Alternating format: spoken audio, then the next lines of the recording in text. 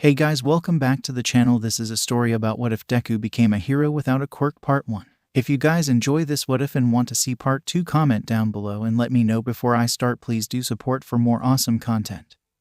And leave a like and don't forget to subscribe to my channel and also share this video with your friends and check out the description in my playlist. So let's start the video.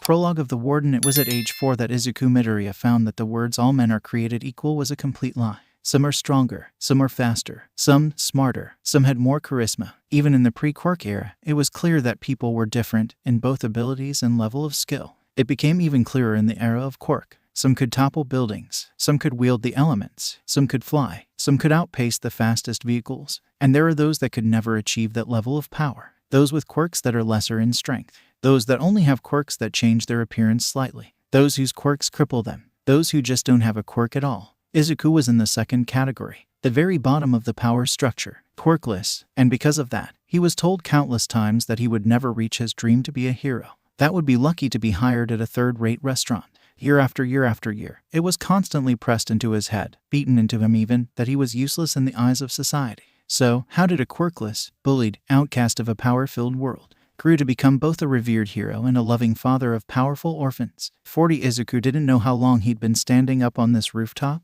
just staring. It could have been hours, could have been minutes, seconds even, but the thought of time didn't matter to him. Not with what he's been just told in his mind.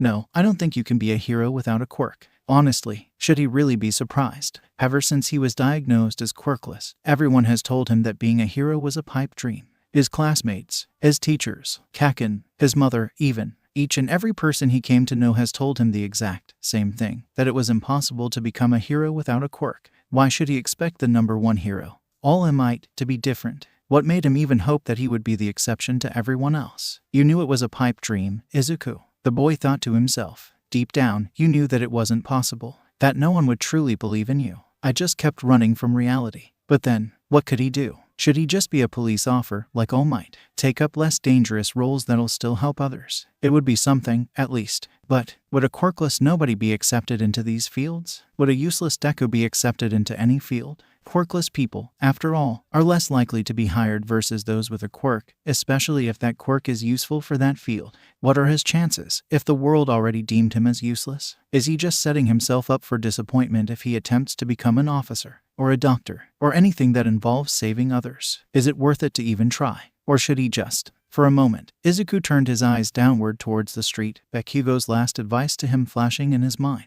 But that moment quickly passed, and the quirkless boy stepped away from the edge of the roof. A shaky breath left his lips, realizing where his thoughts were going. He needed to get out of here, get away from the roof, find somewhere else to think. Since he didn't feel like going home at the moment, 𝗧𝗵𝗶𝗲 just wandered around the city. He walked mindlessly, not really paying attention to where he was going or what time it was, just moved around like an emotionless robot. Eventually, he found himself stopping somewhere, and that somewhere was Dagobah Beach, 𝗧𝗵𝗶𝗲 muttered in realization.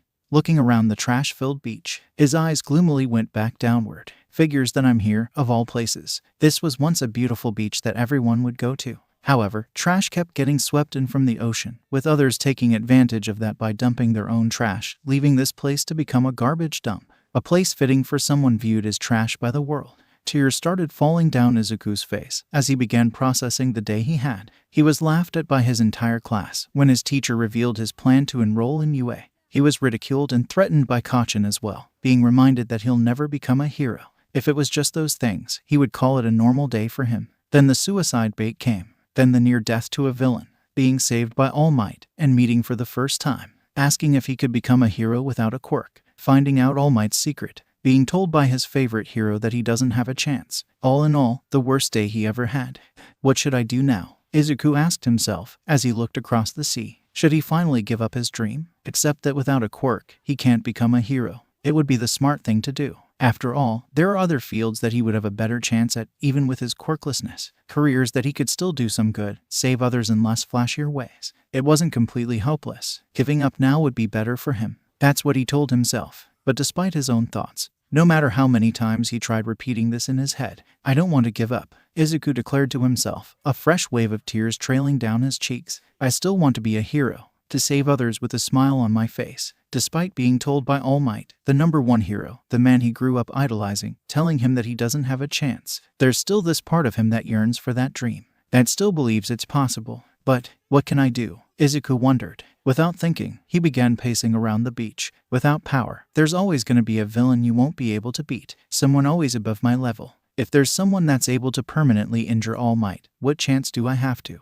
Ugh. Suddenly, the boy bumped into one of the trash piles by the shoulder, causing him to yelp and stumble. Some of the junk that was piled on fell to the ground, littering the beach even more so, biting back a groan of pain.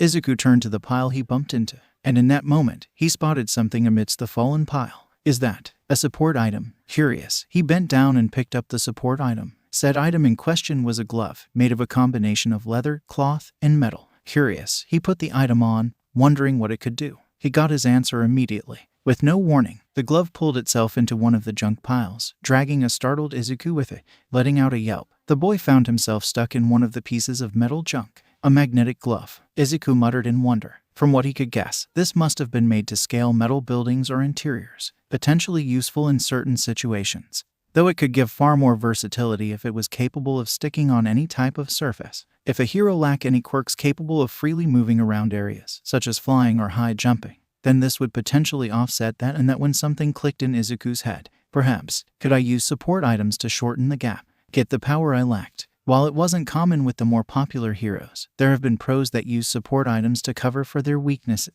There are even those that use those items to use their quirks in ways that they couldn't in their based forms. Why didn't he think of this before? This could be the way he could match those with quirks. But would it be enough? The pessimistic side of him couldn't help but wonder. There's still those that could match the likes of Best Jeanist, Endeavor, Edgeshot, even All Might. Would support items really be enough for me to become a hero? No one else could believe he could do it. Not any of his classmates, not his teachers, not his former friend, not All Might, not even his mother. So why should he continue deluding himself into thinking that he's able to? Can't I just be able to believe in myself for once? That one strayed thought stopped all other cynical musing to a halt. Had he ever truly believed himself? Was there ever a time where he could confidently say that he could become a hero? Made any sort of attempt on that path? I've always told myself that I had to believe in myself, even if no one else did. Izuku mused to himself. But did I ever take that statement to heart? The answer, no, though he hadn't. He never seriously trained himself physically, never pushed himself to learn some form of martial arts. The idea of using support items only just now came to him.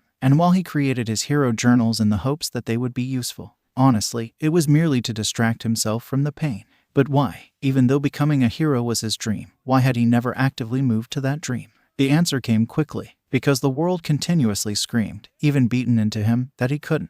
And that's when a resolution formed in his head. Just this once, Izuku declared to himself. He clenched his glove-covered hand, grim determination now fueling his eyes. Just this once, I'll believe in myself. For once in my life, I'll work and aim to become a hero. At this point, he doesn't care if no one would believe in his dream. Doesn't care what the world says about his chances. Doesn't care that he would be surrounded by people abundantly stronger than he was. Don't even care if others try to physically stop him. All he cared about was becoming a hero that saves those with a smile on his face. That's all he ever wanted in his life. For once you're in a miserable life, Izuku, believe in yourself. With those thoughts in mind, he looked around the beach-turned-junkyard, plans forming inside his head as he scanned for anything and everything. Proved the whole world wrong. Times 1 month later, a lot quickly changed when Izuku found his inner resolve. For one, he was now homeschooling. While there was still a part of him that was reluctant to leave Aldera, the new part of himself knew that he couldn't stay, that it was not healthy for him to be there while he still holds on to his dream.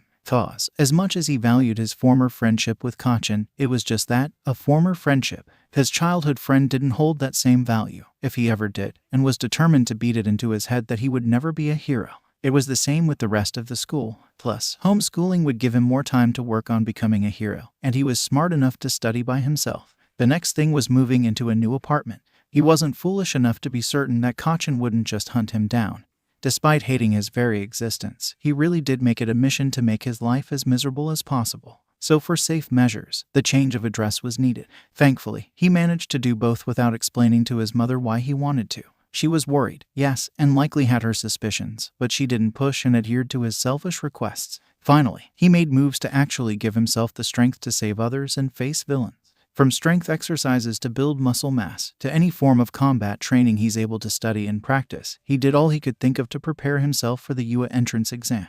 That also included delving into creating support items. Okay, let's see if this'll work this time, 𝗧𝗵𝗲 muttered, strapping a pair of boots to his feet. Said boots were clearly metal, though looked to be sleek and slim. Hopefully, I won't crash into any of the trash piles this time. The boy also had on him a pair of gloves, a pair similar to the glove that he found a month ago, along with a pair of gauntlets, with one of them containing a mini screen across the front. Finally, he had on a 𝐻𝐼𝐴 hoodie along with 𝐻𝐼𝐴 pants. Once he made sure the boots were strapped on tightly, 𝗧𝗵𝗲 got up and proceeded to dial in something on the mini screen of his gauntlet. He then placed his arms down, bent his knees slightly, and jumped, which got him 6 feet in the air. 𝐻𝐽𝐴. 𝗧𝗵𝗲 screamed out, flailing around in the air. He ended up making a clumsy landing, hitting the sand with both his hands and knees and nearly crumbling altogether. Panicked breaths left his mouth. As well, the gear did what he wanted. He was far from being used to being in the air, even counting the failed attempts from before. Despite the rush, or maybe even because of it, a smile entered the teen's lips. The test was successful. Not only was he able to boost himself in the air,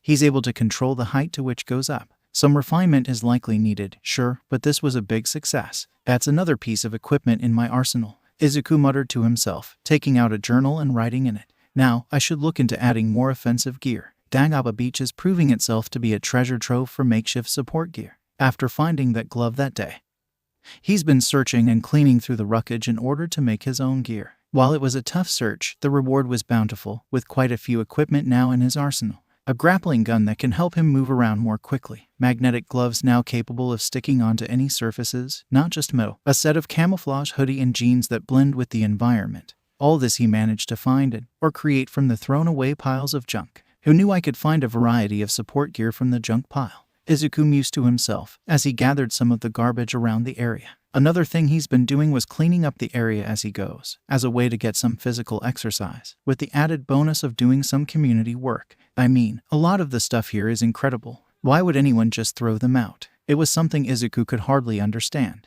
Many of the gear he managed to find and build have a lot of practical usage in hero work.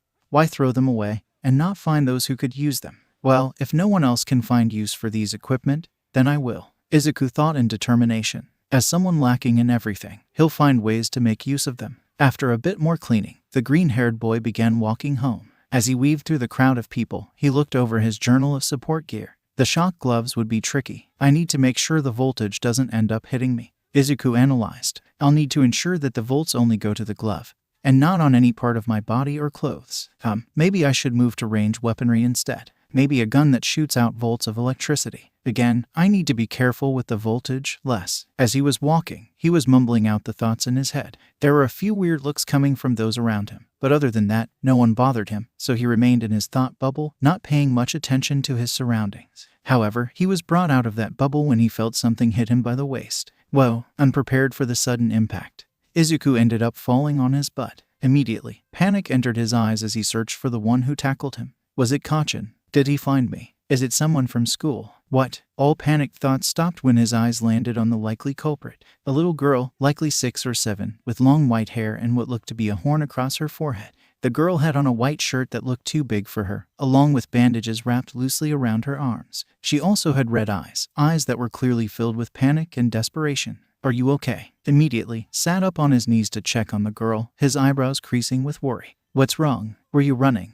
Rather than answer him, the girl latched onto one of his arms, the desperation in her eyes now clear across her face. Please, help. Don't let them take me. Who? Immediately, 𝗧𝗵𝗲 was on alert, trying to catch sight of anyone that looked to be after her. Bad guys, villains, bird masks, the girl answered frantically, her voice in a whisper. Please don't leave. Please. That's when 𝗧𝗵𝗲 caught sight of them. 2 adults, likely men, wearing plague masks that covered their entire faces and trench coats. If he would pick among the crowd who was looking for the girl, then those guys would be his top pick. They weren't too close to where they could see them amongst the crowd. In fact, they were fairly far, the plague masks being the things that made them distinct out of the crowd, so they had time to run. So with no hesitation, 𝗧𝗵𝗲 gathered the girl in his arms and headed the opposite direction of the masked men. It was that one act, that immediate call to help this girl, that shaped 𝗧𝗵𝗲's destiny. As a hero and a guardian, his first rescue despite the situation, 𝗧𝗵𝗲 didn't go into an all-out sprint. Not only are there too many people around, but it would make himself noticeable in the crowd,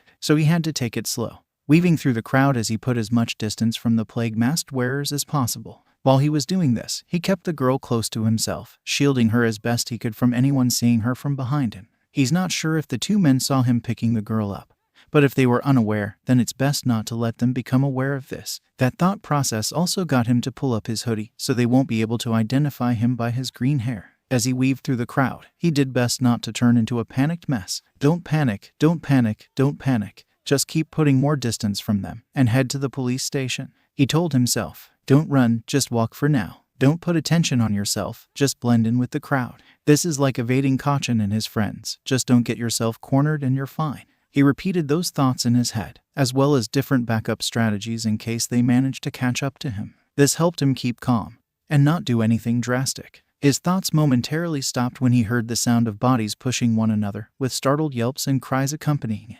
That convinced Izuku to pick up the pace, resisting the desire to look behind and see what's going on. There should be an abandoned warehouse just around the corner. As soon as he was at that aforementioned corner, he turned, entering into a less crowded sidewalk. His eyes immediately were set on the second building of this section. This time, he ran, not worried about the two men seeing them at the moment and taking advantage of the thin crowd. As soon as he reached the front door, he twisted around and burst through the warehouse. Then he quickly closed the door behind him. I need somewhere to hide us, was what he immediately thought, his heart pounding. Unfortunately, there weren't that many places to hide in the warehouse, being empty as it is. Fortunately, he has on a camo suit that makes up for it. All right, I'm gonna place it under my hoodie, Izuku whispered to the girl, causing her to look up. It'll cause us to turn invisible, so if the bad guys come here, they won't see us. I need you to stay quiet the whole time. Not make any sound. Can you do that for me? The little girl nodded her head rapidly. In response, the green-haired smiled down on her. That's good, he told her, pulling her away slightly in order to move his hoodie. I promise, everything will be okay.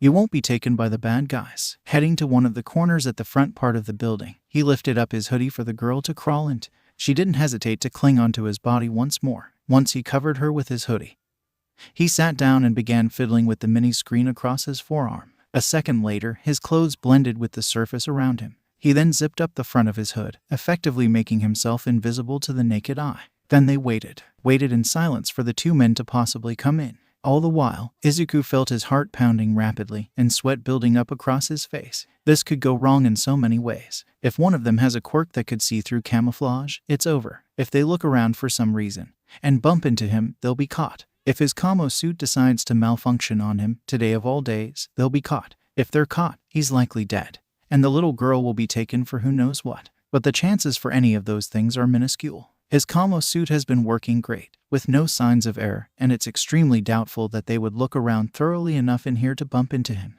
There's a bigger chance for one of them to have a quirk that would detect him, but it's not big enough for it to give him too much thought. In other words, everything would have to go completely and utterly wrong in order for the both of them to be caught. And if worst comes to worst, he'll aim for the window and run for it. It's why he placed himself close to the windows. Finally, the period of waiting was over. Once again, the door burst open, and in came the two plague mask-wearing men. Both of them looked around the warehouse, and Izuku had to force himself not to move an inch when one of those masks faced his direction. Damn it, they aren't here, one of them cursed out. Where the hell could they have gone to? Beats me. The other side, frustration clear in his tone, got a good look at the guy who grabbed her. All I saw was that he's wearing camo clothing. That's it. Well, they're just a pair of kids. They shouldn't have gone too far, right? That little girl shouldn't have been able to escape from us in the first place, but here we are. The first guy retorted, before groaning in fear. Man, if we don't manage to find that girl, Overhaul is gonna rip us to shred. See, calm down. He'll probably take out his frustration on the guy that was watching over her.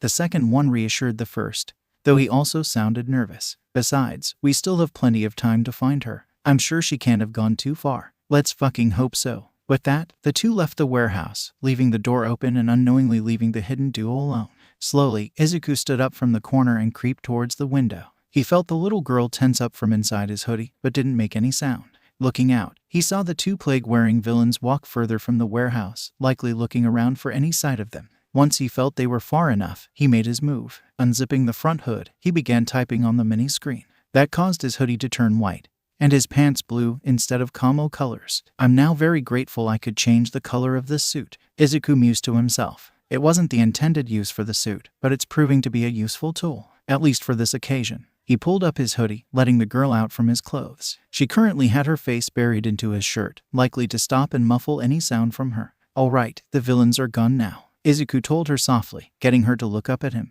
Now we're gonna go outside and get farther away from them, okay? Again, the girl nodded rapidly, giving her another smile. He gently pulled her off his shirt in order to pull his hoodie down. He then shifted around so he could visibly shield her from behind once again, before taking one last look out the window. Seeing that the villains were too far to spot them, he headed out the warehouse, now to head to the police station. Izuku thought to himself, heading to the direction of the station and away from the criminals. Hey, Izuku whispered to the girls in his arms, careful not to lose track of where he's going. Can you tell me your name? The girl was silent for a moment, then whispered back, Eri. Nice to meet you, Eri. I'm Izuku. The teen introduced himself, smiling. Just hang tight, all right. We're gonna go find more help for us and make sure the bad guys don't catch you. The girl, now named Eri, didn't say anything in response this time, merely cling onto him as tightly as she could, burying her face into his chest. It didn't take long to get to the police station. Once he told the officers all that he knew, they quickly sat Izuku and Eri down at one of the interview rooms. A few of them tried to take Eri away, of course, in order to return her to her parents, but she refused to let go of him.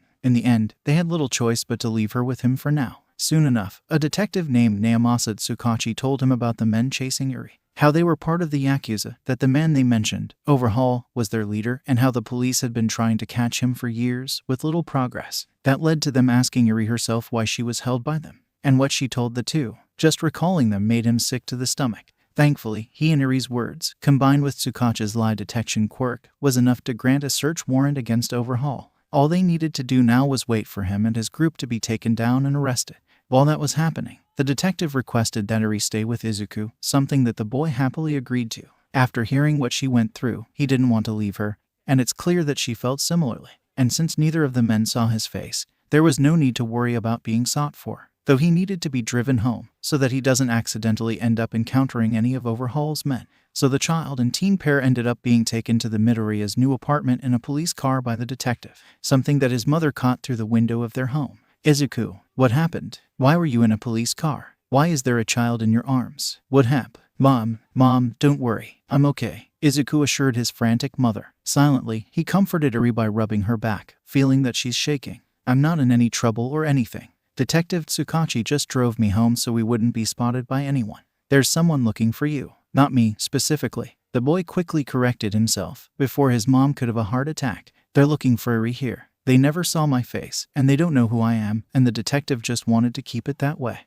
That seems to finally calm 𝗏𝗏 down some, the mother taking a few deep breaths to slow her beating heart. Once she was relatively calm enough, she turned her attention to the nervous bundle in Izuku's arms. Does that mean they were chasing the little one in your arms? Eri, Izuku nodded, before turning his attention towards the girl in question. Eri, this is my mom, 𝗏𝗏, he said softly to her. Want to say hello? Shyly, the white-haired girl slowly turned towards the mother. Hello. In response, 𝗏𝗏 smiled softly at her. Hello dear, it's nice to meet you. She responded back kindly. She then turned her attention back to her son. Why don't we talk about this in the dining room? Nodding once again, Izuku followed his mother to the dining room. Once they were settled in, he proceeded to explain all that happened, from his encounter with Eri to their evasion of 𝗲𝗏's two goons. I see, was all 𝗏𝗏 could say at the moment, as she mulled over what's been told to her. The three were now around the dining table, with Izuku and Eri sitting together while 𝗏𝗏 sat on the opposite side of them. Are you sure you weren't spotted by those men? In response, Izuku started keying the mini-screen across his sleeves, changing his clothes into the 𝗏𝗏 look from before. All they saw was someone with 𝗏𝗏 clothing.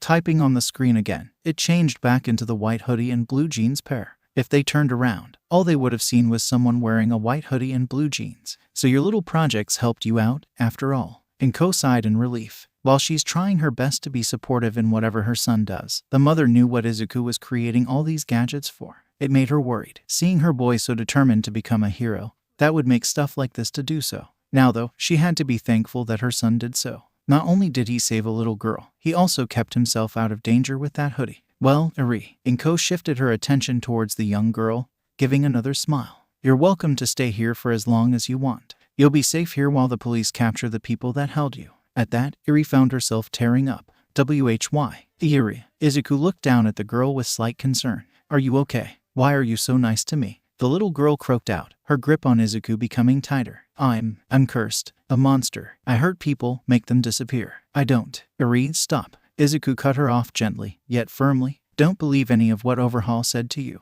He only says those things to hurt you. You're not cursed. You're not a monster. That caused the girl to look at him in disbelief. 𝗵𝗃, even if you did hurt others, you didn't want to, right? And no. 𝗃 immediately shook her head at that, a few tears slipping from her eyes. Then that means you're no monster. Izuku told her softly. You merely have a gift. One that you need to learn to control. That doesn't make you a monster or make you cursed, just someone who's in need of help. Once again, the horned girl looked at him in shock. A gift? Is it really a gift? No one ever called her powers that before. To everyone who spoke to her, it was a curse. The boy then gave a soft, yet sad smile. You deserve to be saved, to have help, to be treated with kindness by the people around her. He assured her, and 𝗏𝗲 was the monster for hurting you. Don't ever doubt that. Aye. That was seemingly the last straw for the traumatized little girl. The tears that were being held back slid out in waves, as heartbreaking sobs left 𝗃𝗏's mouth. She buried herself in Izuku's chest as she cried her heart out. In response, Izuku hugged her back, soothing her as best he could.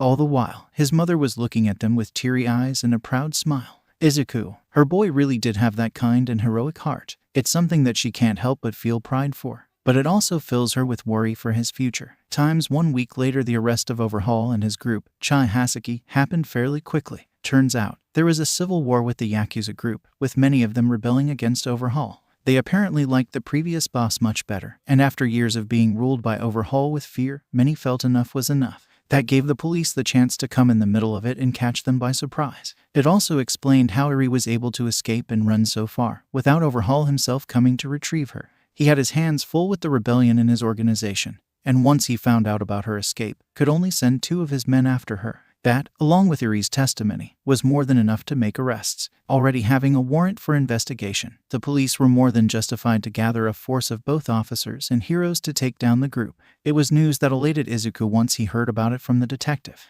They no longer have to worry about 𝗏𝗏, or any of his loyal henchmen, coming after 𝗃𝗏. So long as they remain in the cells of Tartarus, she is permanently safe from their hand. However, that left the question of where 𝗃𝗏 was going to stay after this. In the week of the investigation and arrest, Izuku had bonded with the white-haired girl. Not a surprising thing, as 𝗃𝗏 stuck to him like glue the entire week, only leaving his side whenever one or both of them had to do so. It would have been difficult not to grow close with her, with the knowledge of what she went through and especially with how similar the two were. However, her quirk was incredibly dangerous, and not something that can be ignored by the authorities. And with such little experience in handling such quirks, the green-haired teen doesn't see his chances of staying with 𝗃𝗏 that high. Not to mention that his mom would have to agree with this as well. And while she adores 𝗃𝗏 as much as he does, he doubts that she could afford adopting her and taking care of 2 children. Despite those setbacks, however, and despite the knowledge that raising 𝗃𝗏 wouldn't be an easy thing, I want her to stay with us, Mom. I don't want to leave her. The night of the news that 𝗏𝗏 was placed in prison, Izuku talked with his mother about the issue. The 2 Midoriyas were at his room, along with 𝗃𝗏, who was sleeping peacefully behind her savior. You've really bonded with 𝗃𝗏, haven't you, dear? 𝗏𝗏 commented, a soft yet sad smile across her face. Izuku nodded, caressing the horned girl by her arm. I know it would be difficult raising her, but... He trailed off, leaving his desire unsaid this time. And she's been through enough already. I don't want to risk adding to her trauma by separating from her. 𝗏𝗏 nodded in understanding. She knew from Izuku's story that up until 𝗃𝗏 bumped into him, no one actually went and helped her, even when she was out of the Yakuza's grasp. Her boy was the first person ever to offer a helping hand, as well as a source of kindness, something that undoubtedly left a deep impression on the young girl. And for Izuku, 𝗃𝗏 became one of the rare sources of happiness for him. She knew quite well that thanks to his quirklessness, he wasn't treated well by the people around him, something that continues to gnaw at her heart. She even knew that he was bullied, despite his attempts to hide such things, and suspected that the amount was quite heavy at that. It's why she agreed to his request to be homeschooled, as well as find a new apartment. Because of it all, her son had little in what got him to smile, despite her attempt to have it otherwise. But during the week they had 𝗃𝗏, Izuku had been smiling more than ever. Whenever he spent time with her, played with her, taught her things about the world, his eyes lit up similarly to whenever he's writing in his journal. 𝗃𝗏 had become part of Izuku's world, and Izuku became 𝗃𝗏's world. And with that in mind, then I'll talk with whoever I need to in order to keep 𝗃𝗏 here. That caused Izuku to shoot his head up with widened eyes, surprised by his mother's statement. Really? Are you sure we'll be able to? The boy asked, trying not to get his hope rising. I'm certain I'll be able to convince them that she's safe in our care. 𝗏𝗏 reassured him. I understand why you want Eri to stay in our lives, and I can see how happy she makes you. If you think you're able to take care of her from this point on, I'm willing to see about adopting her." Her words got Izuku to tear up. However, kept himself from openly crying for once, not wanting to wake Eri up and have her panicky. Thank you, Mom. I promise, I'll do my best to help care for her and give her the happy life she deserves, just like you did for me." That touched Inko's heart, with the older Midoriya tearing up herself. Sitting quietly beside her son, she wrapped him in a tender hug. "I'm happy to hear that, sweetie." And with that, came a new member of the Midoriya family, the second Bud What. When Izuku and his mom planned on adopting Eri, the boy expected the process to be difficult, that due to her quirk, the authorities wouldn't feel too comfortable letting them raise her. At the very least, there would have been some conditions for that to take effect. What he didn't expect was for them to just hand Eri over to them, with monthly paychecks to go with it, and hefty paychecks at that. Izuku could only stare at the check in his hand in disbelief. "Don't act so surprised. We're asking you to risk life and limb by basically taking care of the girl." Sitting across Izuku was a suit-cladded woman, with long black hair and sunglasses. "There's not that many people in Japan willing to take that risk. It makes sense to compensate you for it." That kinda makes sense. Still mind-boggling for the 14-year-old, but he could see her point. The day after the news of Overhaul's arrest, rather than meeting at the police station or somewhere else, the woman in front of them met with the Midoriyas at their apartment. Said woman called herself Agent 𝗵𝗲, who's a member of an agency called the Overpowered Children Division, a government agency created to deal with rare cases of extremely powerful children. The goal of the OCD is to ensure that any children with very powerful and uncontrollable quirks are placed with guardians that are willing and capable of taking care of them. However, with those kids having these powerful and quirks, there are very few willing to take them in, even fewer that could adequately care for them. That, ultimately, led to this, with Agent 𝗵𝗲 sitting at the dining table with both Izuku and Inko, basically offering the adoption papers to them, with a monthly check incentive to boot. "We'll also give you the proper tools needed to help train her with her quirk," the agent continued. "Won't be too difficult. While it's dangerous, Eri's quirk is pretty simplistic, so no need for anything too fancy." "Thank you for this." Inko then spoke up, signing the papers for adoption. "I'm glad we're getting help for Eri, on top of letting us continue to take care of her. Hey, you're making it easy for us by happily adopting the girl," 𝗵𝗲 remarked with a shrug. "Doing this saves us a lot of work, trust me." The process was not what Izuku was expecting. This was a lot easier than it probably should be, at least that's what he felt. But, as he took the offered pen from his mother and signed his portion of the adoption papers, he certainly wasn't complaining about it. And no doubt Eri will have little to complain about either. 40 As soon as Izuku went into his room, he found himself tackled by a white blur. The boy stumbled a little, with a small yelp leaving his mouth, but he was able to remain standing as the tackler wrapped her arms around his waist. "Hello, Eri," Izuku greeted with a smile, patting the girl's head. "Thank you for waiting in my room while we were talking. I'll be sure to make a nice treat with apples, like I promise." During the week of the investigation, apples became Eri's favorite food. She certainly wasn't picky about anything served on the table, but it was noticeable that apples were her favorite among the things served to her. So when confronted with the girl's unwillingness to leave his side for even a second, the promise of an apple-based treat helped quell her into waiting in his room, on top of plenty of reassurance that he wouldn't disappear or anything. "So, there's a few things that I want to tell you," Izuku said, causing Eri to look up from her hug. "Mind if we sit down while we talk?" After getting a nod from the girl, the two went to his bed and settled there, with Eri now clinging onto his side. Stroking her hair lightly, Izuku continued. "Do you remember the nice detective we talked with, that drove us home? Well, he called yesterday, and told me that Overhaul and all his men got caught." Eri looked at him with wide eyes, hope swelling in them. Really? He's taken away?" Izuku nodded, smiling softly down at her. "He'll be in jail for a long time, and far away from you," he reassured her, "so he won't be able to ever hurt you again." Those words hit Eri like a truck. In a near instant, tears swelled up her eyes before trailing down her cheeks. The young girl then began to let out sobs of relief and joy, before burying herself into Izuku's side once more. Thank you," she sobbed out. "Thank you so much." The boy hugged her in return, feeling his heart break for Eri. "It's okay. I just did what anyone else would have done." The girl shook her head vehemently in response. "No one else did. No one else tried. Only you did. You saved me." Izuku couldn't find a suitable response to that, so he merely held as she cried her out, feeling his heart clench with a mix of feelings. Sorrow for what she had to go through, rage at what that monster did to her, and happiness that he was able to get her out of that. Once Eri settled down enough, Izuku continued. "There's also one other thing." His words caused her to look up once again. "Eri, what do you think about staying here? For good?" Once again, the little girl stared up at him in shock. You mean? Izuku gave another soft smile. The talk with the lady in the dining room. It was about letting you live here, he revealed, and she was more than happy to let us continue taking care of you. And yet again, his words hit the young girl hard. At the start, she knew that she was staying with Izuku until 𝗏𝗏 was captured. However, after that, she wasn't sure where she would go. Deep inside, she was afraid to be taken away from Izuku, the first person to ever show her kindness, a fear that she kept inside, not wanting to upset or burden her savior. But now she heard that she can continue to stay here, that she doesn't have to leave him. When he saw Eri tear up once again, the boy pulled her up into his lap before bringing in a full hug. The young girl returned that hug as best she could, letting out tears of joy rather than relief this time. And of course, that prompted Izuku to begin his own waterworks, tears now sliding down his eyes. Times 2 weeks later, thanks to the first week of Eri's stay, along with the monthly paychecks given to them, adjusting to a third person was relatively easy. They used the money to buy Eri everything she needs, from clothes to a bed of her own. And with Izuku being homeschooled, he could take care of her while his mom went out to work, so they didn't need to leave her by herself. Eri herself was the happiest when spending time with Izuku.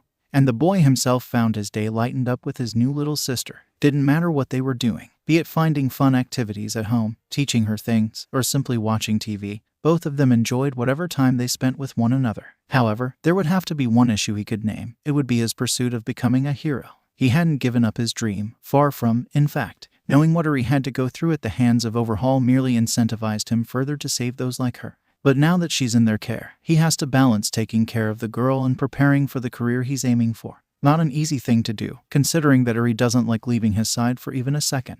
However, it was still more than doable, and with some reworking of his schedule, he's able to find time to train and prepare himself. Alright, Eri, when you're using your quirk, imagine running water in a sink, Izuku advised the girl. The two were in his bedroom, with Eri on his bed while Izuku sat across from her in his chair. In Eri's hands was an apple core that she previously ate. Imagine moving the switch slowly, and the water slowly coming out. One of the new daily activities was training her quirk, Rewind, the ability to rewind any living organism to its previous state. A very powerful ability, one that Izuku can see Eri using for great things in the future. However, the drawback is that it's very uncontrollable, and that she could rewind anyone and anything to a time before they even existed.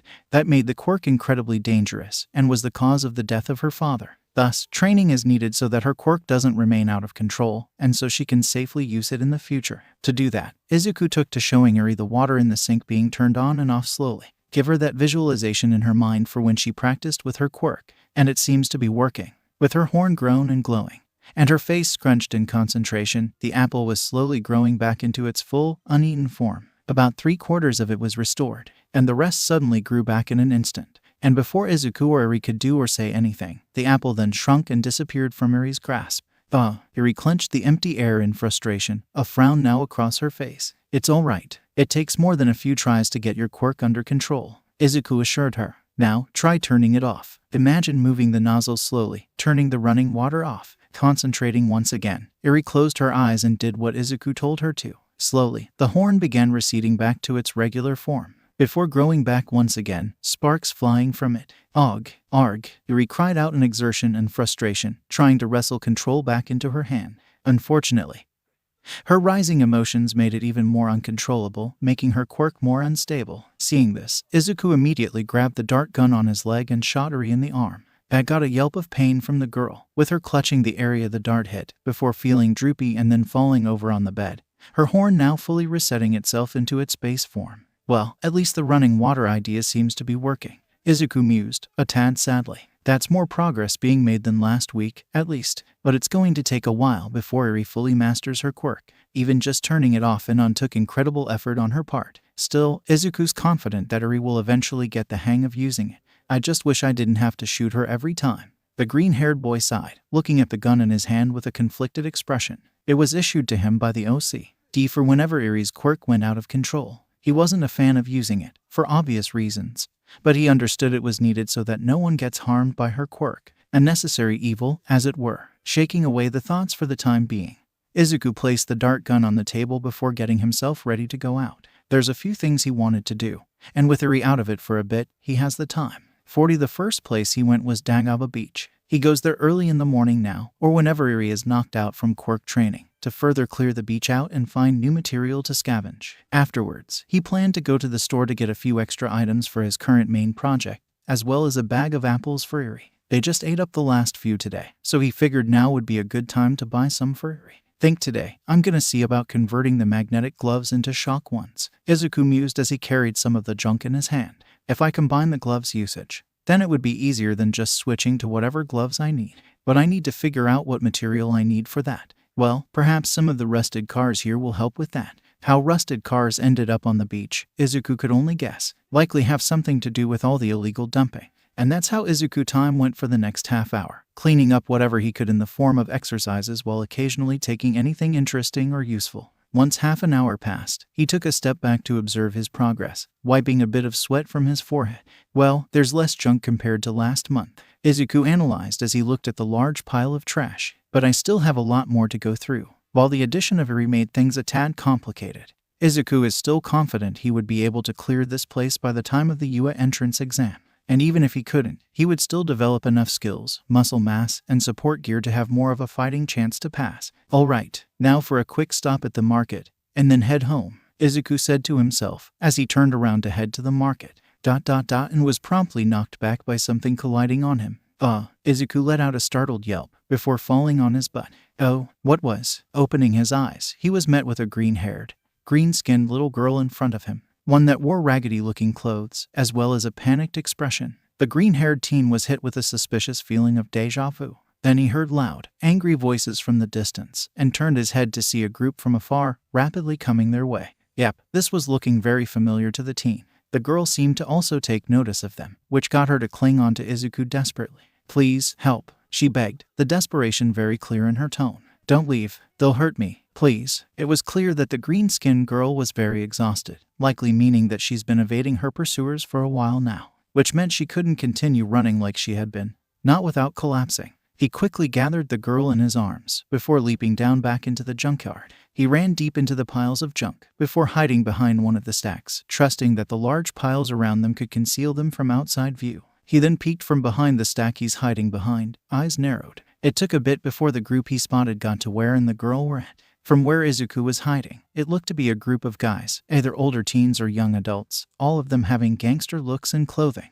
They also looked to be incredibly angry for some reason, likely due to whatever reason they were chasing the girl in his arms. I saw them jump in that junkyard. He heard one of them shout, pointing at the beach, spread out and find that little brat. When he saw the group, likely a gang, coming down to the beach, Izuku quickly moved from his hiding spot. Don't make any noise, he whispered to the girl, as softly as he could. We're gonna hide from those guys here. Keep them from spotting us, okay? Oh, okay. The green-skinned girl replied back, clinging tightly to him, patting her head in comfort.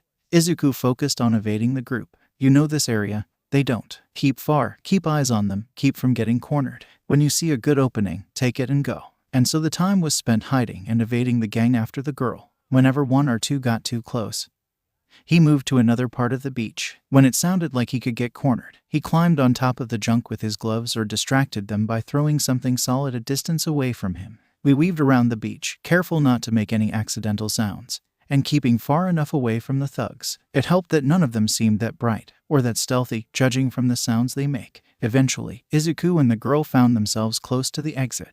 The quirkless teen was currently hanging on one of the large piles of junk, one of the more unstable piles, with the green-skinned girl clinging on his front. On its own, it wouldn't fall, but a strong enough push will cause it to fall. So Izuku had to be careful not to do anything to make it fall. Arg, where the hell is the brat and that punkette? One of them cried out in frustration. They can't have disappeared, can they? Relax. This place is big. They are bound to be here somewhere. Another reassured the frustrated one. I can't wait to wring the neck of that little bitch. Izuku heard a third growl. She's gonna pay for what she did to our boys. That caused the girl in front of him to whimper fearfully, clinging to Izuku tighter. In response, the teen shushed her soothingly, using one hand to stroke hair to comfort her and keep her quiet.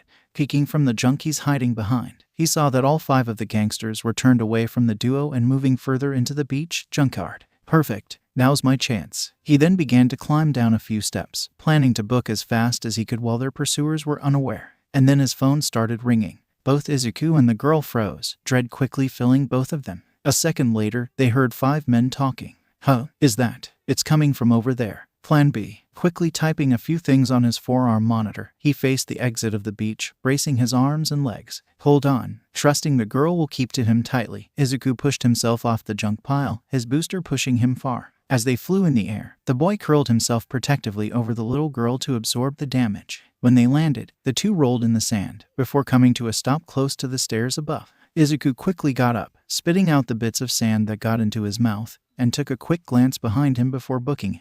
He jumped high once again, sailing over the stairs, before landing and running. As he ran, he heard large crashing sounds behind, as well as the cries of shock and fear. Hopefully, it doesn't kill anyone, Izuku thought with a bit of worry. That was his plan B on the chance that any of the gangsters spotted him. He made it to where several of the junk piles were unstable enough to fall. That should lead to a domino effect, where the piles would fall on top of each other and cascade around the gangsters. At the very least, it'll slow them down enough. At most, it'll put them to a stop in their chase. However, he didn't allow himself to look at his handiwork, not wanting to risk fate by stalling. The girl, however, was able to, and her dark purple eyes could only stare over Izuku's shoulder in amazement as the piles of junk fell around her pursuers. Another part of Mustafa City, Izuku didn't stop until he felt clear from any of the gangsters. Once he was deep into the city, stopped in an alleyway to rest, leaning on the wall behind him. Heavy breaths left his mouth as he attempted to catch them. I know that I'm not in the best of shape, but I shouldn't feel this tired, should I? Izuku was well aware that he's pretty weak, especially before he started training.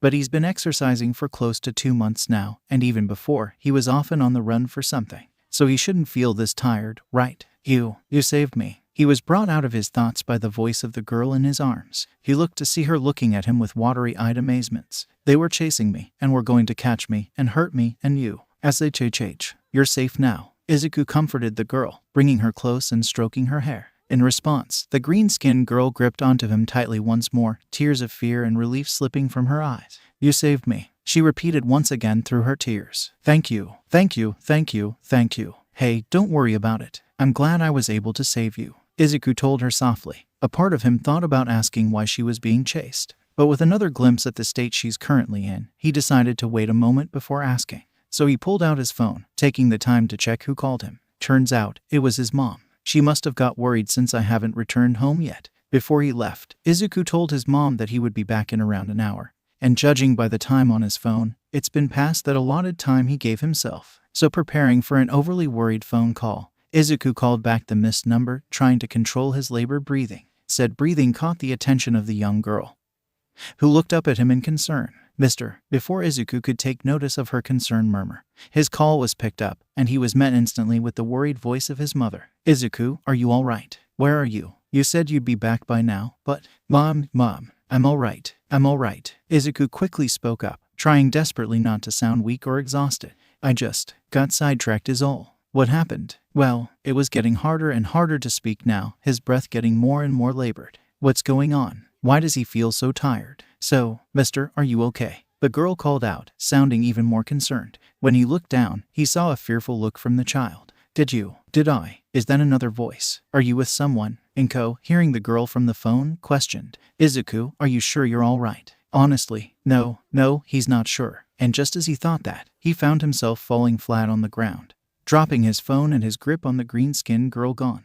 Now, he realizes how sweaty he felt, how pale his skin was, and how weak his body was feeling. His vision got blurry as the girl shook and called out to him, looking completely panicked now. From his side, he barely picked up the voice of his mother from the phone, who sounded just as panicked and fearful. Those were the last things he saw or heard before everything turned back. Ivy skin. When Izuku woke up, instead of the alleyway walls, he was met with a white ceiling. He blinked multiple times to be rid of any blurriness before looking around. Quickly, he recognized that he was in a hospital room. Ah, you're awake. Izuku turned his head to the door to see a male doctor coming through it. Still look rather weak, but recovering, so that's good.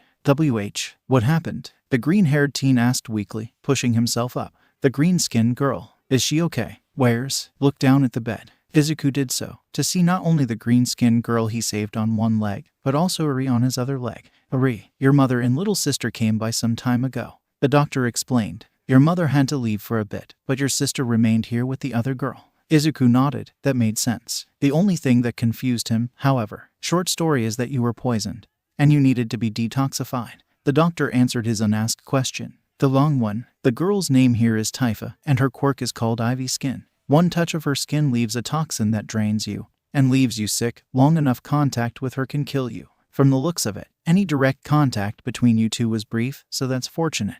Izuku blinked a few times, processing that info. Yep, that would explain it. He must have accidentally had direct contact with her skin while he was running.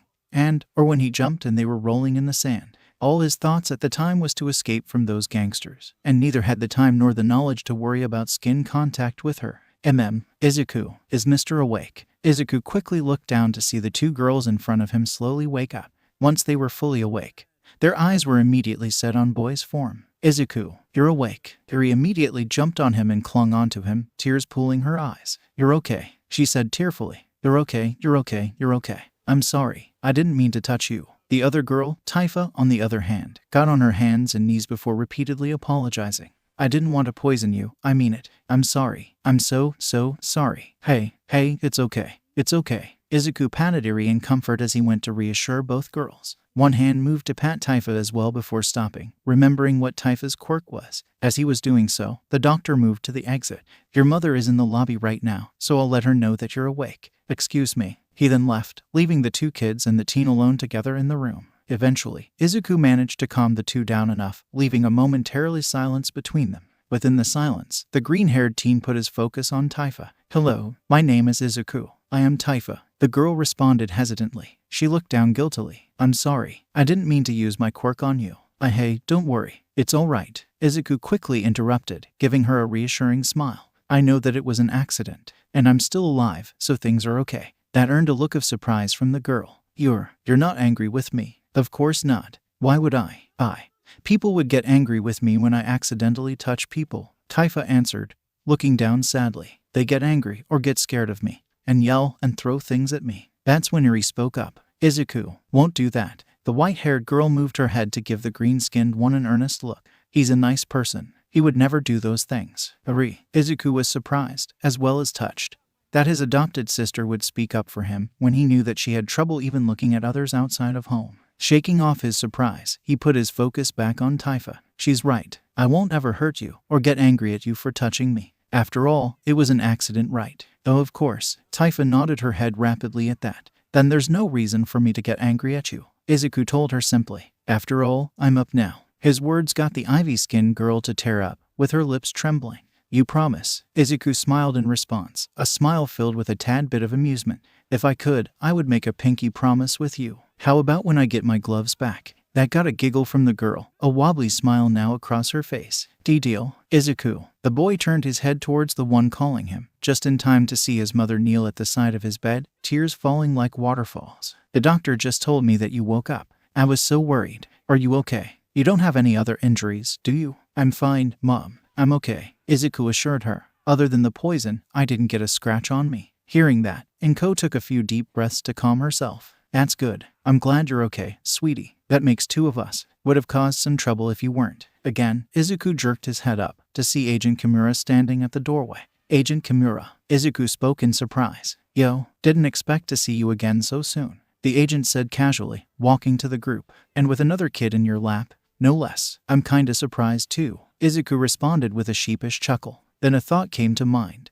Wait, is Tifa considered an overpowered child? Yep, 𝗵𝗲 answered, slipping into the chair near the bed. Being able to poison anyone with just a touch definitely qualifies. That's why I'm here, instead of relaxing on my couch. Did she have to add that last part? Both mother and son thought. Anyways, in case you were wondering, those gangsters that we're chasing are all arrested. The agent continued. The girl gave us info on where they were at, and the police went out to snatch them. If there's any more of them still lying around, they'll be caught soon. Guess that means I didn't get anyone killed, Izuku thought with some relief. While it was no doubt those guys were thugs, considering how willing they were to hurt a child, he didn't want to kill them. And with them out of the way, that just leaves where to take Tifa here. Wait, what about her parents? Izuku inquired, a bad feeling being placed in his gut. Tifa was the one to answer. They threw me out, she said, sniffling a little. Said that I was a poisonous mistake, that I should be someone else's problem. Of course, that caused the green-haired teen's stomach to drop further. That's horrible. No kidding. Didn't even have the decency to call us and save us all the hassle. 𝗵𝗲 groaned, before perking a little. Though I'm hoping you'll take up the slack for them. That got a look of confusion from the quirkless teen. Hey, 𝗵𝗲, 𝐭 spoke up warningly. Right.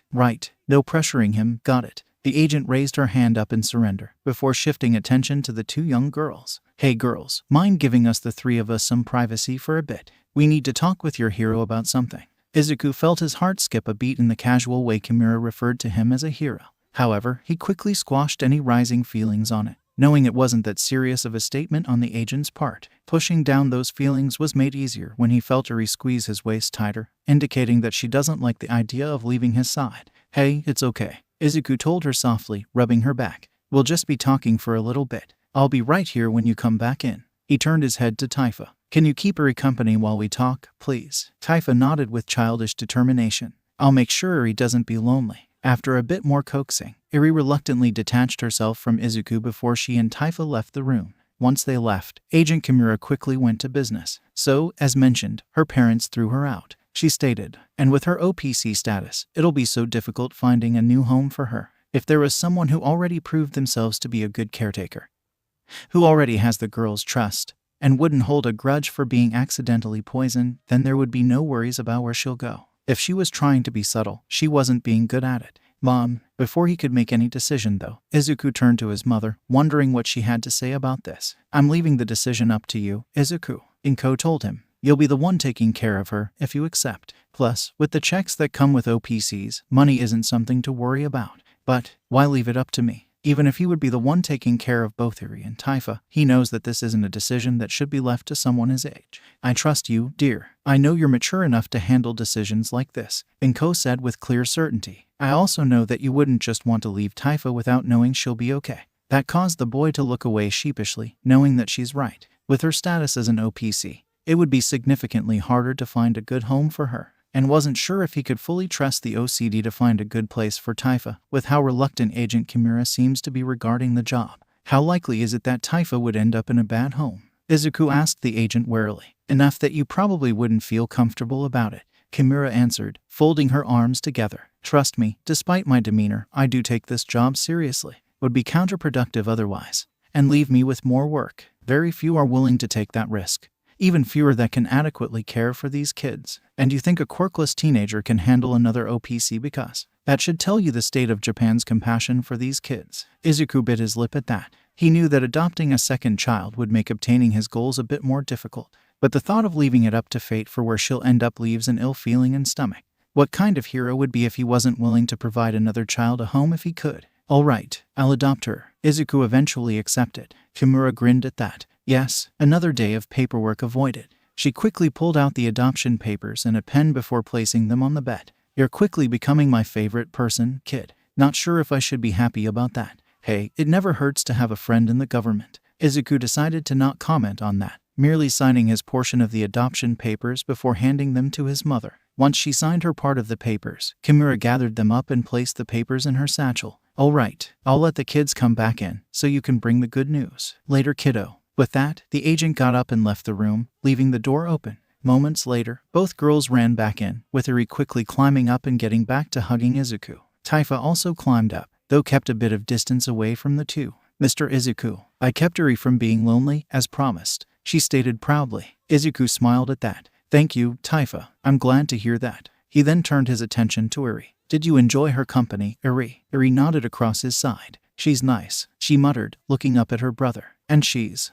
like me, like us." Immediately, Izuku understood what she meant. Eri knew about his quirklessness and what hardship it brought him in the past, having been told around the weeks she started living with him. Before that, she just knew that he went through suffering of his own, claiming that he had eyes similar to her own. So when she said that 𝗧𝗵𝗶 was like them, it meant Eri could see that the green-skinned girl went through her own share of suffering. Yes, she is. Izuku could only agree with her statement.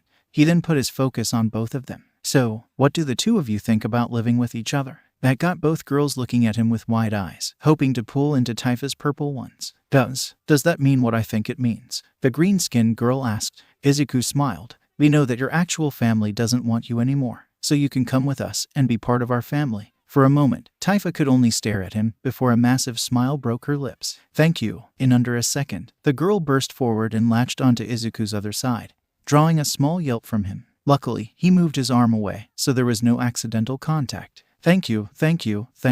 I promise to behave. I'll be the best sister to both you and Eri, and I won't ever poison you again." With a smile and chuckle, Izuku carefully reciprocated the hug, wrapping his free arm around her. I know you will. With that came Midoriya's second new family member, 40 for 𝗧𝗵𝗶. The only things that were needed regarding her quirk were antidotes for her poison, along with long-sleeved clothing and dresses. The clothes make it easier for her not to touch anybody directly. And while she'll do her best not to touch anyone, accidents can happen, so antidotes were necessary just in case. Other than that, adjusting to their new family member was as easy as it was with Eri. So good. 𝗧𝗵𝗶 squealed through her mouthful of food. She, Eri, and Izuku were at the dinner table, the three of them eating shogoyaki with vegetables and rice. Don't talk with your mouth full, 𝗧𝗵𝗶. Izuku chided her softly. You could choke. The girl quickly chewed the remainder of the food in her mouth before swallowing. Sorry, she said sheepishly. But your cooking is so good, Izuku. As good as Miss 𝐭𝐸𝐲. That got a blush from Izuku.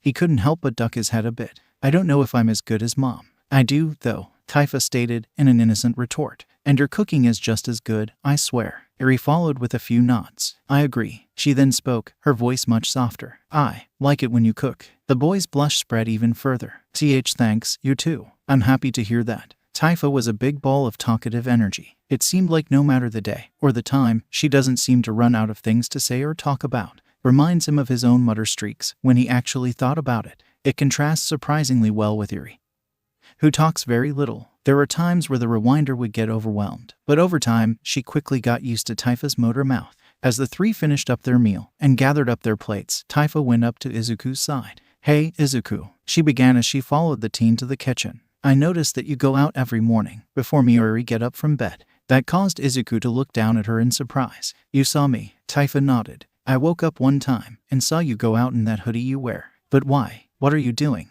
Oh, well, remember that beach I rescued you at? Izuku reminded her as he placed all the dishes in the sink. Well, I've been going there for a while now, and been cleaning up there. You're trying to clean up all that junk by yourself? 𝗧𝗵𝗶 exclaimed in shock. In response, Izuku chuckled. It's good exercise, and somebody has to do it. 𝗧𝗵𝗶 looked at him in wonder. You get cooler by the day, Mr. Izuku. Tints of red immediately sprouted across his cheeks. See cooler, he squeaked out. Yeah, you were already really cool with how you dealt with those bad guys chasing me. And Eri told me that you saved her from bad guys too. 𝗧𝗵𝗶 exclaimed with clear admiration. Cleaning that beach filled with mountains of trash makes you even cooler. Again, the red across his cheeks spread further. It's not that big of a deal. It is a big deal, 𝗧𝗵𝗶 argued. I don't see many people even picking up an empty soda can they drop. You're trying to clean a whole beach by yourself. That's super cool. Compliments were a very foreign thing for Izuku Midoriya. Aside from his mother, there was no one in his life that would even spare him a kind word. So compliments like that, even from someone much younger than him, were super effective, leaving him incredibly flustered. Anyways, that's where I go during the morning while you and Eri are sleeping. Izuku quickly went back to the main question. How about you go play with Eri for a bit? I'm gonna be busy with the dishes for a minute. Okay. With an enthusiastic nod, the green girl headed to where Eri was at, though not before leaving Izuku with a big hug to the waist. Thank you for taking me in. You're the coolest brother ever. With that, 𝗧𝗵𝗶 lightly ran out the kitchen, leaving Izuku with a small sink full of dishes and a burning face he hopes cools down soon. Third inside Eri doesn't like to admit it, but when she first met 𝗧𝗵𝗶, she was angry with her. Honestly, it would have been difficult not to feel anything bad when she heard that her Izuku was poison.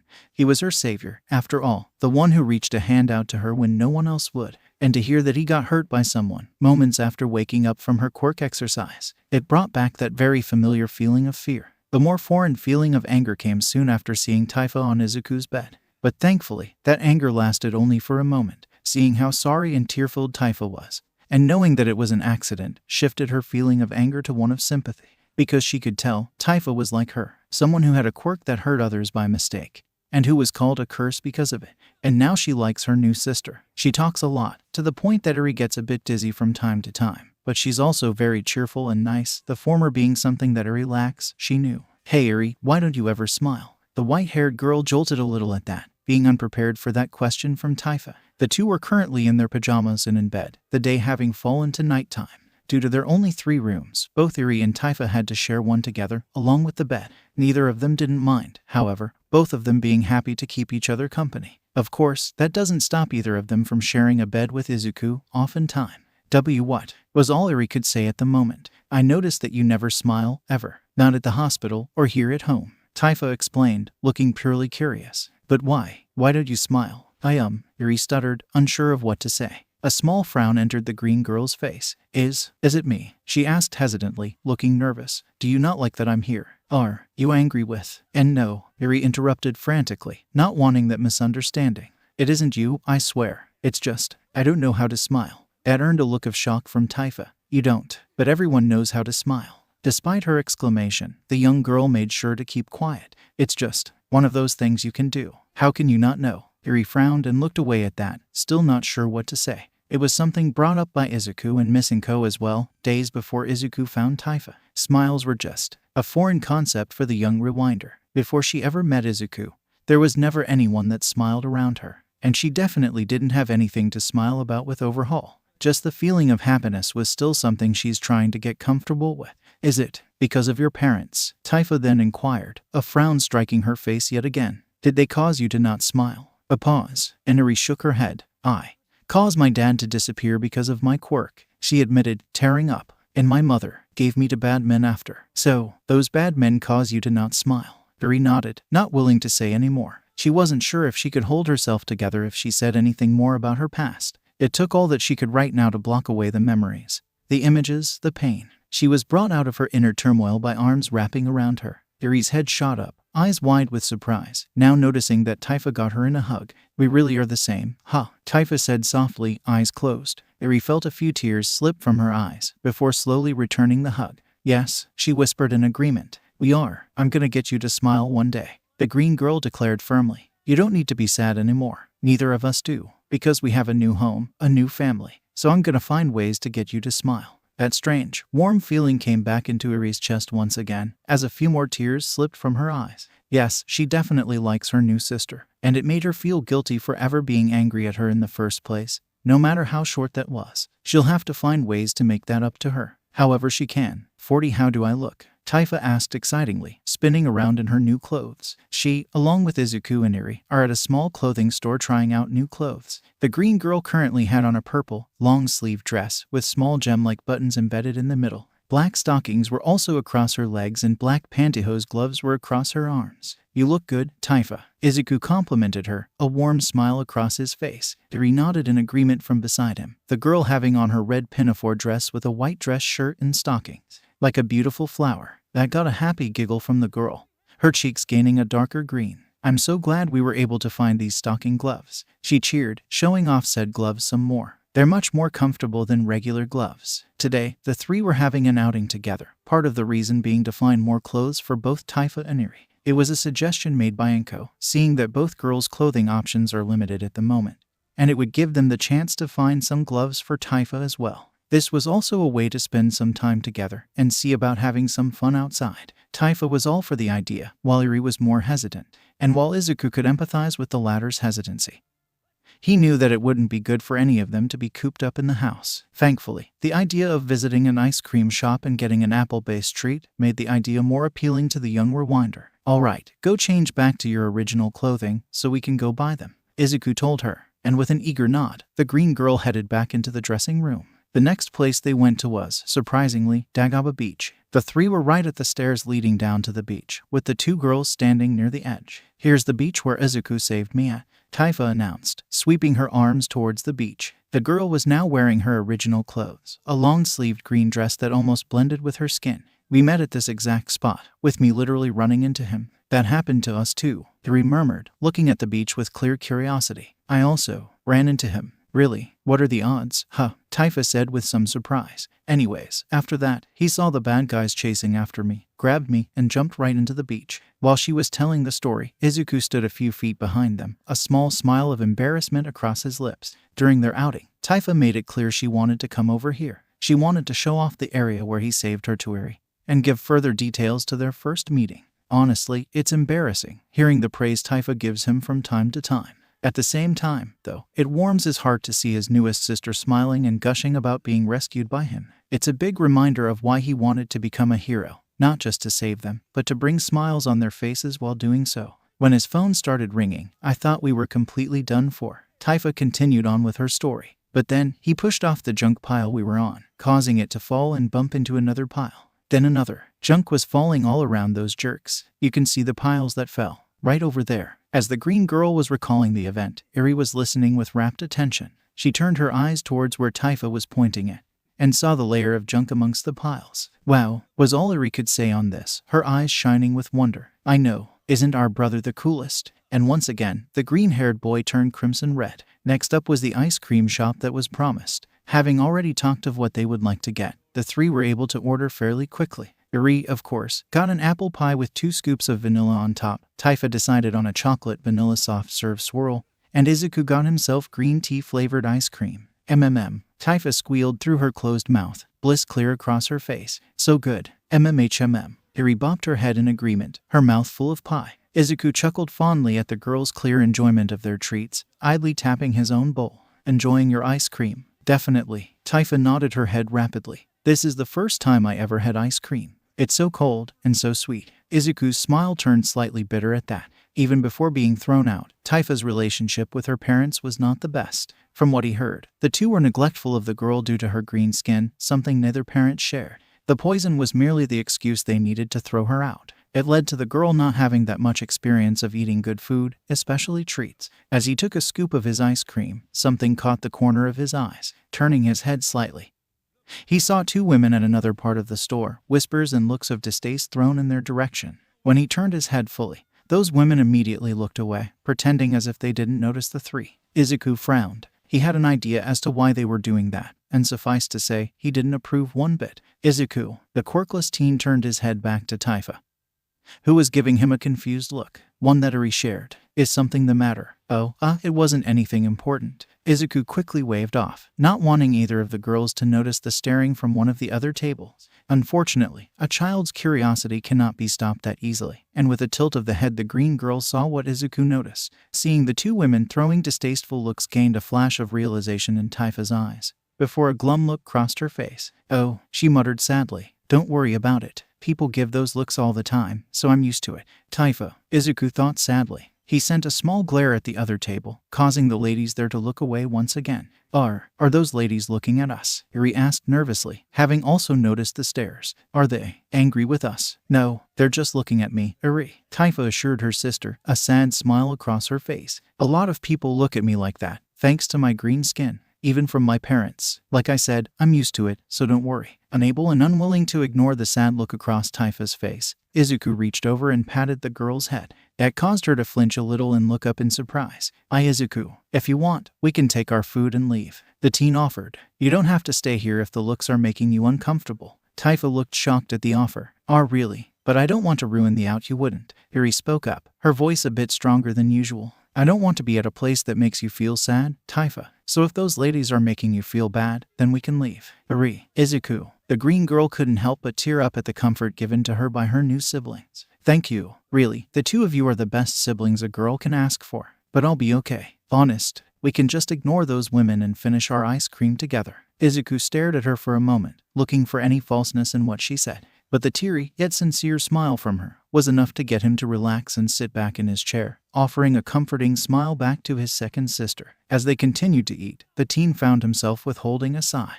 Even in a world filled with various quirks, discrimination is still a factor in life. If it isn't against someone quirkless like he is, it would be against someone with a mutation-type quirk. It was disheartening to see something like that happen, especially against his new sister. He clenched his free hand under the table. He'll just have to do his best to ensure 𝗧𝗏 and 𝗬𝐸 have a better childhood than his own.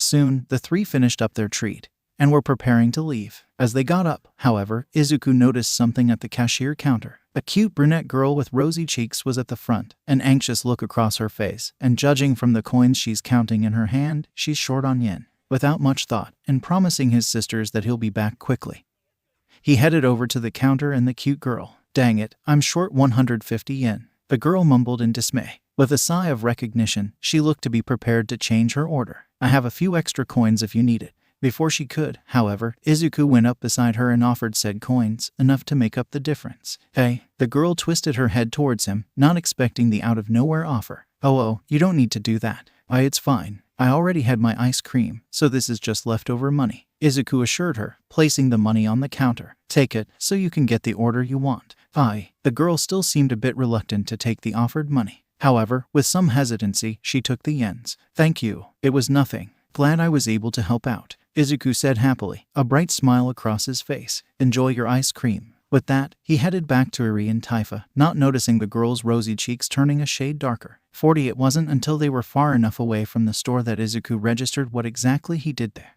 I talked to a girl. I talked to a girl. The boy muttered to himself, face covered, head steaming, and embarrassment practically oozing from every syllable. I just went up there like it was nothing, and talked to a girl for the first time in my life. How? Why? What? While 𝗧𝗑 was hiding from the world with the bags of clothes, 𝗧𝗏 and Eri were walking a few steps in front of him. Today was so much fun. The green girl cheered, pumping a fist up. We got new clothes, visited 𝗧𝗑's and I meeting place, went to an ice cream shop. Definitely one of the best days ever. 𝗧𝗏 turned her attention to Eri. What about you, Eri? Was today one of the best? Eri nodded. Today was fun, she said, in her usual quiet manner. 𝗧𝗏 inspected her for a moment before pouting a bit. Still no smile? Sorry. Don't be. Still have plenty of days to get you smiling, 𝗧𝗏 assured, wrapping an arm around one of Eri's. We'll get that mouth to flip around, I swear. 𝗧𝗏 gave her a closed eyes smile, and because of it, she missed the smallest twitch of Eri's mouth before it settled back to her usual expression. Behind them, 𝗧𝗑 finally managed to settle down and witnessed the little interaction between the two. I'm really glad to have adopted 𝗧𝗏, he thought to himself, smiling softly. Eri needed a friend, and 𝗧𝗏 is as happy as she can possibly be. It made any worries about caring for two little girls fade to the background. Oh, 𝗧𝗑, you stopped mumbling and hiding your face, 𝗧𝗏 noticed, turning her head to face the teen. Are you okay? You're not broken anymore. A bit of that red came back across his cheeks at the reminder of his semi-catatonic state. I am okay. Don't worry. All conversation ground to a halt when the wall a few feet in front of them exploded. Screams of shock and fear left Eri's and 𝗧𝗏's mouth as a red beam launched from the destroyed wall and hit the other side of the street. Immediately, 𝗧𝗑 got in front of Eri and 𝗧𝗏, incredibly tense and nervous. Is it a villain attack? Did we just walk into a villain attack? Are there any heroes around? If not, then hello. Is anyone out there? A very young voice shouted from inside the destroyed building. Help me, somebody, please help. The sound of someone calling for help, of someone in trouble, caused the quirkless teen to immediately spring into action. Stay behind me, you two, he ordered his sisters, moving to the hole that was made. When he looked inside, he saw a small child, tied up at the far end of the building. Again, was the thought that couldn't help but enter his mind. Another child in trouble, and were they the one who blew up the wall? How is he ending up in these situations? Someone, anyone, please help. He heard the child, likely a girl, cry out desperately. Save me, please. He pushed his current thoughts away for the time being. Seeing no heroes in the area, and no one heading to the wall, the quirkless teen made a decision. Stay behind this wall. Don't move until I come back, 𝗧𝗑 instructed 𝗧𝗏 and Eri, both of whom looked more than a little scared. And remember, if a stranger tries to come and grab you, rip off my glove and grab their face until they pass out. 𝗧𝗏 finished, clenching her fist nervously but determinedly. 𝗧𝗑 nodded. That's right. Now, stay here. I'll be back. With that, the teen ran to the hole and headed to where the tied-up child was at.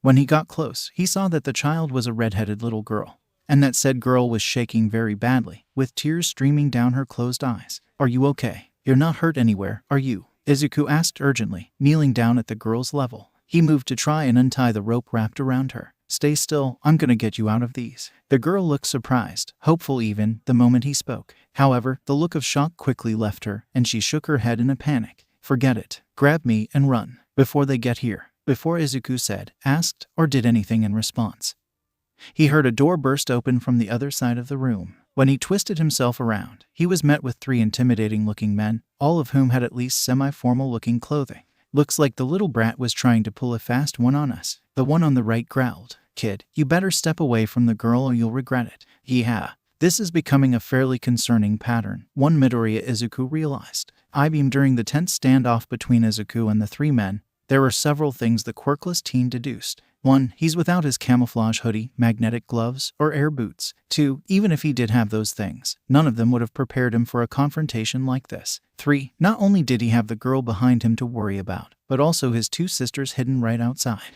And 4. He has no idea what these guys' quirks are, nor how skilled they are with them. Not even their physical features give them any hints, with all of them looking relatively normal. So yeah, this situation was looking unfavorable in 𝗧𝗑's eyes. The only advantage he had was the tranquilizer clipped to his pants, which was hidden from the eyes of these men. Boy, didn't you hear me? The one who spoke first growled, his nails suddenly growing into sharp claws. I said step away from the girl, or you regret it. Well, at least he got an idea as to what one of these guys' quirks are. Why you think a pair of pointy nails will scare me? 𝗧𝗑 retorted with false bravado, prodding for more info. A strong burst of wind then flew by his head, hitting the wall behind him. It took much willpower not to flinch from that display of power. How about that, then? The middle guy, perhaps the leader, said in response, a cocky smirk across his face as he held his hand out. Trust me, kid, you don't want to play hero here. All right, that's 2 of them, 𝐒𝐬𝐽 thought with a bit more self-assurance. Just 1 more to go. What about you? 𝐒𝐬𝐽 then prodded the guy on the left, hoping this guy as dumb as his partners. "G gonna hide behind your friends." With a growl, the third man transformed his hands into stone.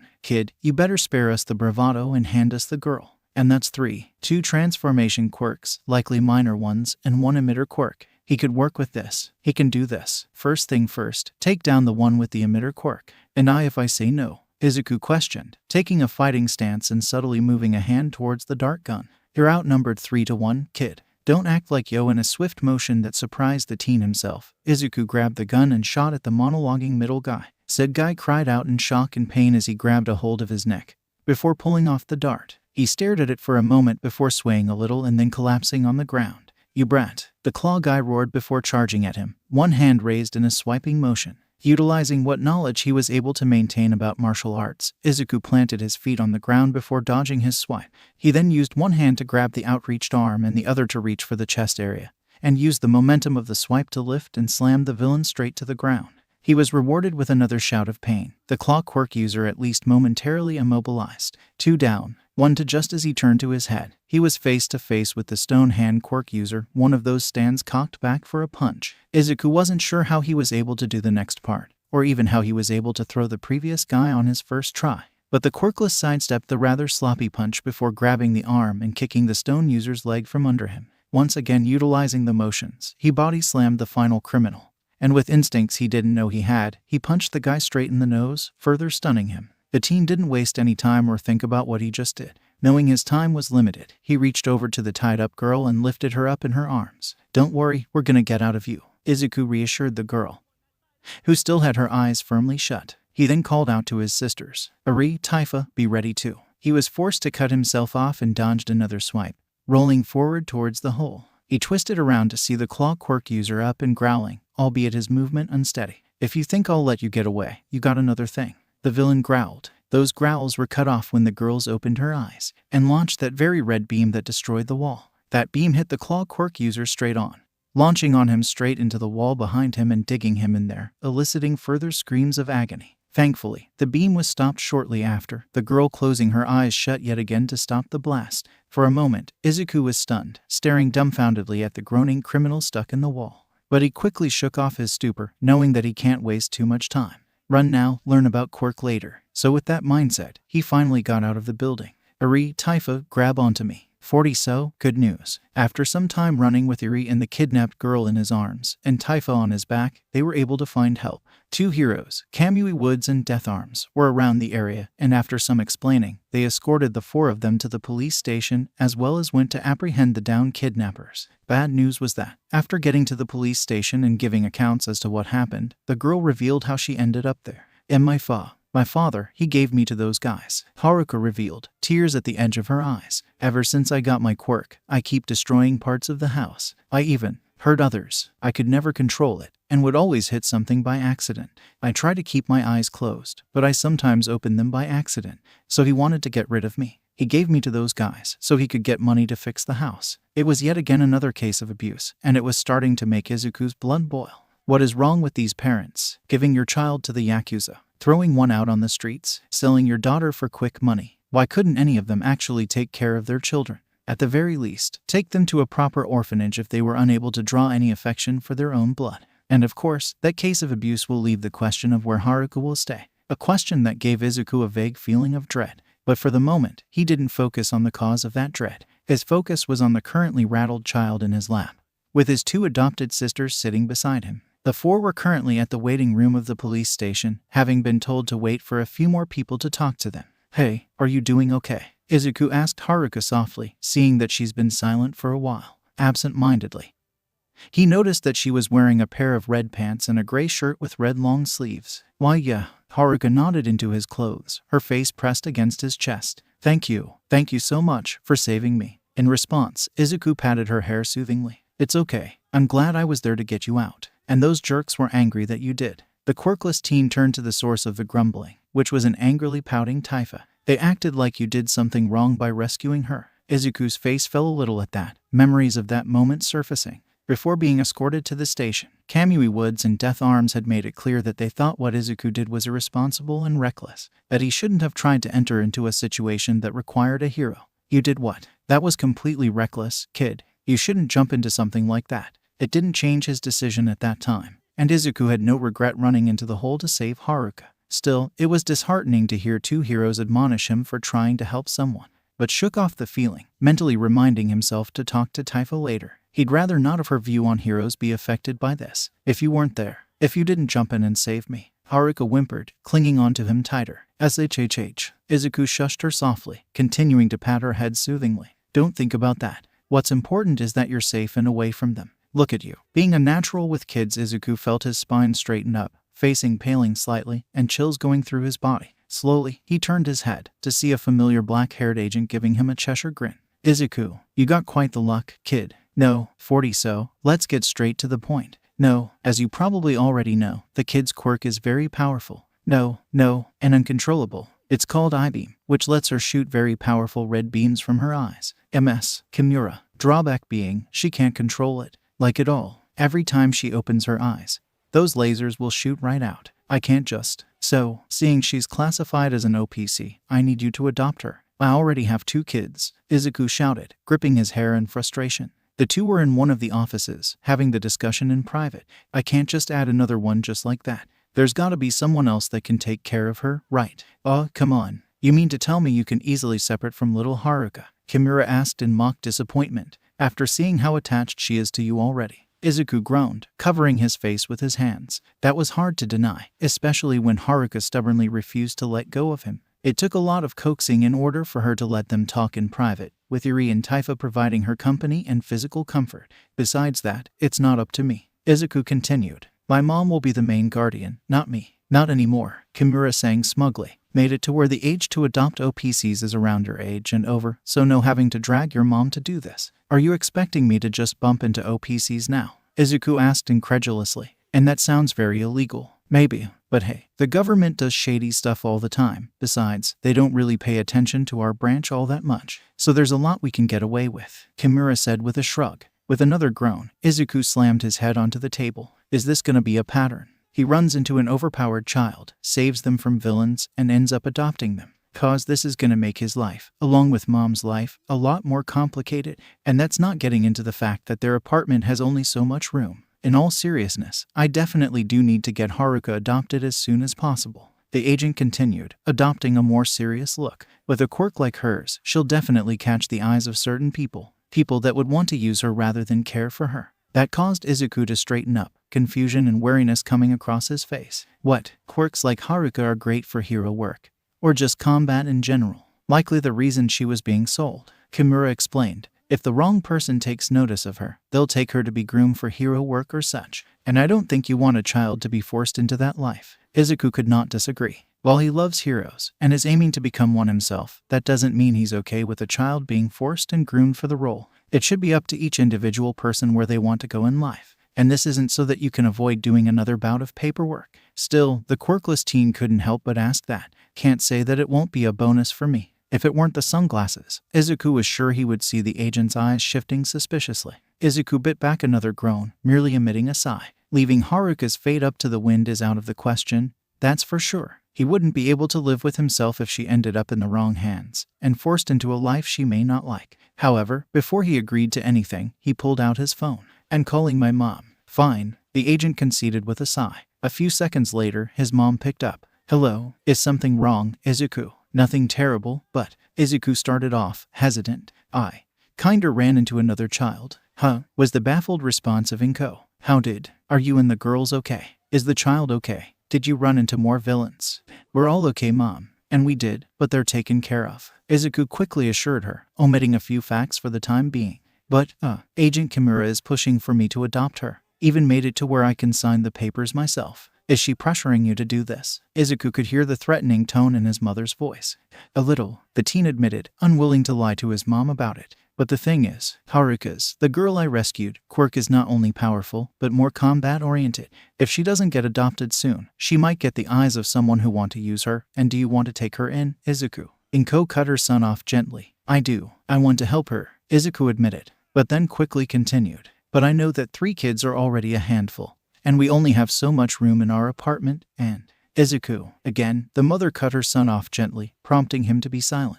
I trust you, dear, and if you think you can handle another child, do so. After all, while I do as much as I can to help, you'll be their main caretaker. Why? Why leave these decisions to me? He couldn't help but ask yet again. I know you said that you trust me, but… Izuku, I've seen you with Eri and Taifa, seen how happy you are taking care of them, how much your eyes lit up when you're around them. Inko explained. You love taking care of these children, Izuku, and I don't want to get in the way of that. Mom, the quirkless teen found himself, yet again, tearing up. All I ever wanted was your happiness, Izuku. And if giving a home for these kids is what makes you happy, then do so. While he couldn't see it, Izuku could imagine his mother smiling from where she was at. And while I caution you to think about you and those kids' future, like I said, I trust that you're mature enough to do that. Besides, with the checks sent to us, we can easily afford to get a bigger home if we need to. With a sniffle, Izuku wiped the tear that managed to trail down one eye. Thank you, Mom. I love you. I love you too, sweetie. With that, the call ended, and Izuku took the time to take some deep breaths, composing himself. After composing himself, the teen put his attention back on Agent Kimura, who was silent for the entire call. During that call, she seemed to have pulled the adoption papers, to which she slid in front of him. Sue, Izuku sighed, before grabbing the pen that came with the papers. I'll adopt her. Yes, another one bites the dust. Kimura cheered as Izuku signed the forms. Once her deadbeat dad gets thrown into a cell, full custody will be handed to you. At least she takes her job seriously enough to do it sufficiently. The teen thought, holding back another sigh. And hey, if you need a recommendation, let me know, Kimura offered, surprising Izuku. I know a few places that would be good for the future. That's surprisingly generous of you. While this was only the 3rd time he met her, laziness was the strongest impression he got of the agent, so he wouldn't have expected any offer that would require work on her part. Hey, you saved me a lot of work by adopting 3 kids in a row, the agent said casually, folding her arms together. Friends like that I tend to keep in touch with and help out, especially if there are OPCs I can give them. You're not planning to hand me OPCs in the future, are you? Anyway, let's talk about a few materials needed for her quirk. Yes, Izuku realized with some dread. Yes, she is. 40, we have a new sister now. After finishing his talk with Agent Kimura, Izuku headed back to the waiting room to rejoin the 3 girls and inform them of the adoption. The 3 were currently in the seats he previously saw, with Haruka at the middle while Eri and Taifa were at her left and right, both holding onto her hands. Yes, Izuku nodded to Taifa, who made the exclamation, before focusing on Haruka. If you like Haruka, I can take care of you from now on. The news seemed to have taken the girl too much by surprise, because the second he finished his last sentence, she opened her eyes in shock. 𝐻𝐻. It was only thanks to quick reaction time that he wasn't blasted into the wall or bisected. The quirkless teen threw himself on the floor, while the beam hit the wall behind him. Both Eri and Taifa screamed, the 2 falling off their chairs in their surprise. That drew a lot of screams and shouts, with some officers even rushing into the area. Thankfully, Kimura was still there, and she quickly went to calm things down. All right, calm down everyone. This isn't a villain attack. We just have an OPC that lost control of her quirk for a moment. Everything's okay, all right. Meanwhile, Haruka quickly closed her eyes tightly yet again, with the girl rambling out apologies. I'm sorry, I'm so sorry. I didn't mean to do that. I swear, it was an accident and Haruka. Haruka, breathe. Shaking off the rattleness, Izuku went up to the distraught girl and held by the shoulders. Breathe in, breathe out, okay. Breathe in, breathe out. Slowly, the I-beam wielder did as he said, taking in some deep breaths. After a moment, she was less rattled, but still fairly distraught. I am sorry. Please, don't change your mind. I promise, I'll do better. Haruka, Izuku cut her off, trying to sound both firm and gentle. I'm not gonna change my mind. You can still live with us if you want. I really, Haruka stuttered, sounding both fearful and hopeful. Promise, the teen assured her, smiling, despite the fact that she can't see. And you don't have to worry about your eyes anymore. The lady I was talking with is gonna give us something so you can control your quirk. Once again, the girl was taken for a shock. This time, thankfully, she kept her eyes closed. I'll be able to see again,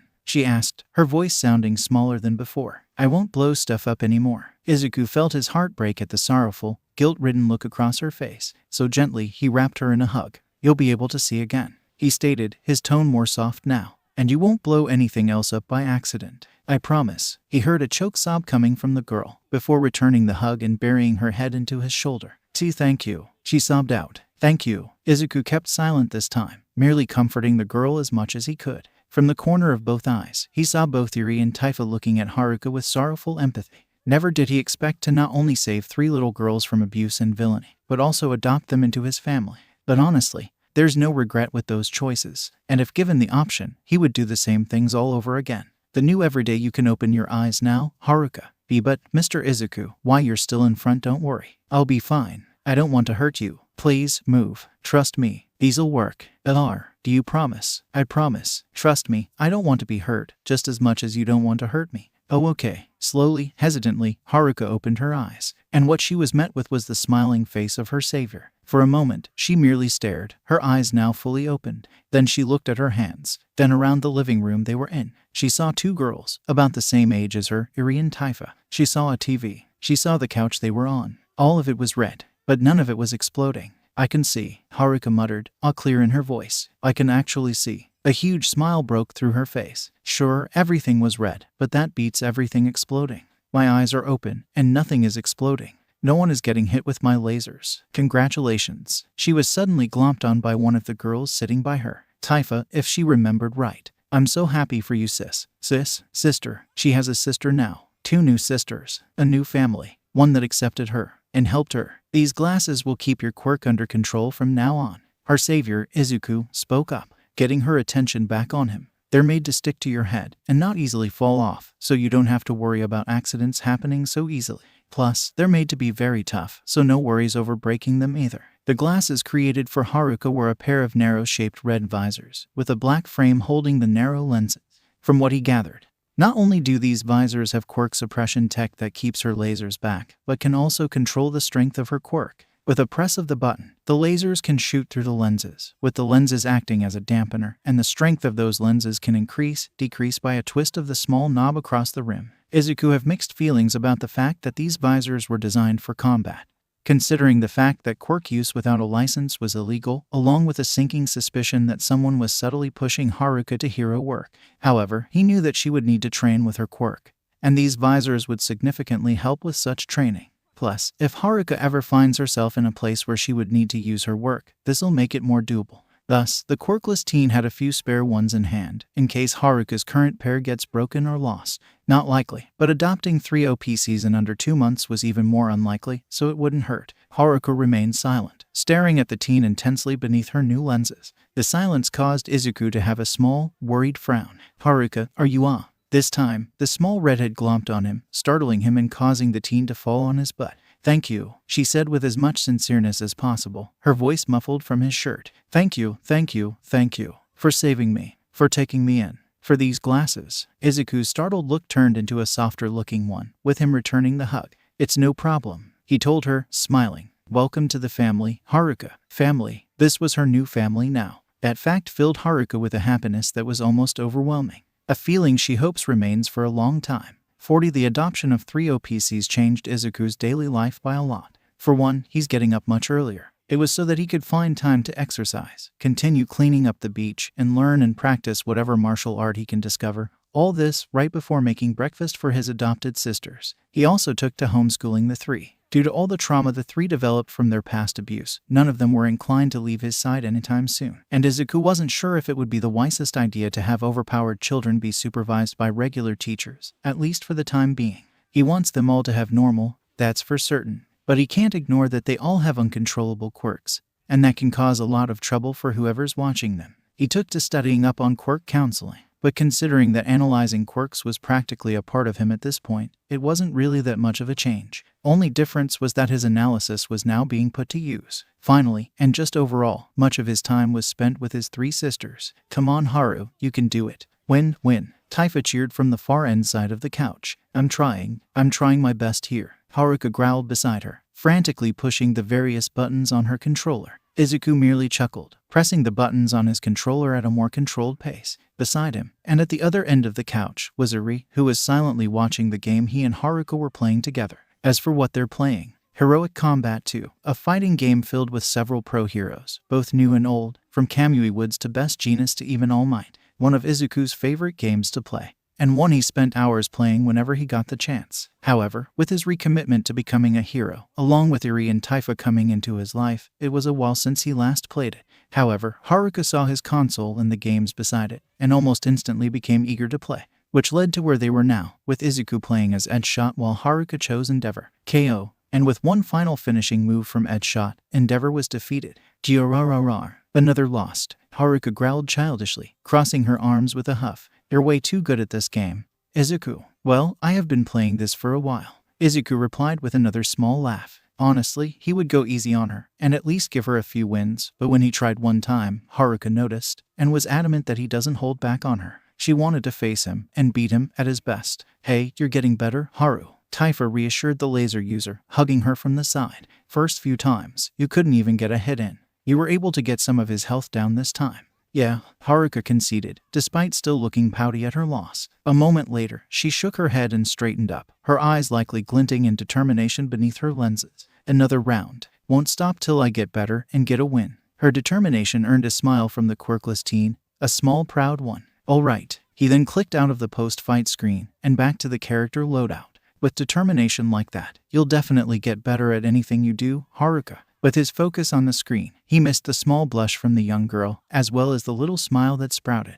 However, she quickly shook off any embarrassment and focused her visor back on the screen. The two continued playing for a bit, with 𝗧𝗏𝗏 cheering Haruka on while Eri silently watched throughout. Idly, Izuku made a mental note to buy a few more controllers, so that everyone can have the chance to play. While 𝗧𝗏𝗏 and Eri haven't expressed any interest in playing as of yet, it wouldn't hurt to give the option later in the future. Eventually, after another round, he decided to end it there. Alright, Izuku placed the controller down before getting up and stretching. I'm gonna stop for today. You can continue playing with each other if you want. Already? Haruka questioned, a small pout of disappointment across her face. The Quirkless teen smiled apologetically at her. There's a few things that I need to get done before it's time for bed. We can play more tomorrow if you want. Don't worry. We can play together if we want. 𝗧𝗏𝗏 offered, grabbing the controller with a bright smile. I can help you practice so you can beat Izuku next time.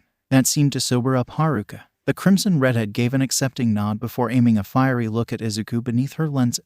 Tomorrow, you better prepare for a rematch. Understand? I will, Izuku assured her, patting the girl's head. And I look forward to seeing how you improve. With that, he headed to his room, leaving the three girls to play with one another. 40, that's so cool. Haruka squealed, her visors getting noticeably brighter. Beside her, 𝗧𝗏𝗏 gave a rapid nod of agreement while Eri was merely staring in amazement.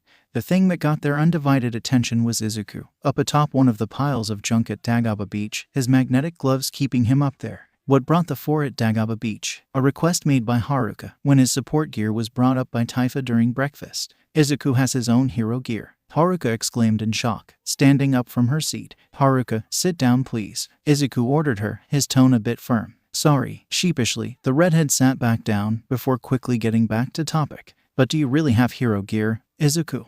Yeah. His stern look was now replaced with a more bashful one, a blush adorning his cheeks. Kinda made them all myself. Why didn't you use them on the bad guys that had me? I didn't have them at that time, Izuku explained sheepishly, rubbing the back of his head. He definitely plans on keeping his gear on his person 24/7 from now on. Sure, none of the support gear probably wouldn't have helped in that situation, but better to have it and not need it, than to need it and not have it, as the old saying goes. One of those gears is a pair of gloves that can stick to things. 𝗧𝗏𝗏, the one who spoke of the support gear, mentioned excitingly. Also boots that can boost him high in the air. And Eri, you mentioned that his hoodie can make him invisible, right?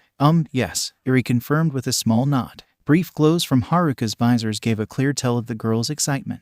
Can I see them? She asked Izuku eagerly. Please? Despite his embarrassment, Izuku couldn't help but smile in amusement and fondness. Later in the day, okay. That led to where they were now, with the teen showing off his support gear to his three sisters. You should have seen him move around with it, 𝗧𝗏𝗏 told Haruka excitedly. He was like a ninja, hopping from one pile to the next, hiding from the bad guys. That sounds so awesome, Haruka whispered in amazement, imagining that scenario. The Quirkless teen then hopped down from the pile, landing in front of the girls. And here are my boots. With a few clicks of a button, I can jump high in the sky. Tapping a few things on the monitor, Izuku bent down slightly before jumping up, sailing 3 feet in the air. He did a backward flip. Before landing, knees bent and one hand on the ground to steady himself. His little trick earned him more vocal amazement from his sisters. And you really made all of them yourself, Izuku? Haruka questioned. Like I said, kinda, Izuku replied, rubbing the back of his head sheepishly. All the gear I managed to build came from here, at the beach. Whenever I can, I sometimes come across thrown away gear and fix them up. You build all your gear from this beach? 𝗧𝗵𝗶 spoke in surprise, looking around the junk-filled beach. You didn't tell me that. Only that you are cleaning up the beach. Izuku gave an apologetic look in response. Sorry, I guess it slipped my mind. Does that mean you plan on becoming a hero, Izuku? Haruka asked, eyebrows furrowed as she put the dots together. Is that why you're exercising by cleaning up the beach, making hero gear yourself? And is that why you decided to rescue us? To be a hero? Izuku blinked for a moment, surprised she came to that conclusion herself. Granted, it's not terribly difficult to figure out, but for a 7-year-old to make the connections that quickly, it told him that Haruka is a smart one. Why yeah, being a hero. It's always been my dream. Ever since I found out about heroes, Izuku confirmed, a small, melancholic smile entering his face. That smile had the girls frowning in concern, all of them recognizing it as a sad-looking smile. But why is it sad? Why does their brother look sad when he's talking about his dream? Is there something wrong with it? But that doesn't make sense. Being a hero should be an amazing thing, right? Is he worried that he could be like those jerks? 𝗧𝗵𝗶 thought, remembering the 2 heroes that scolded Izuku.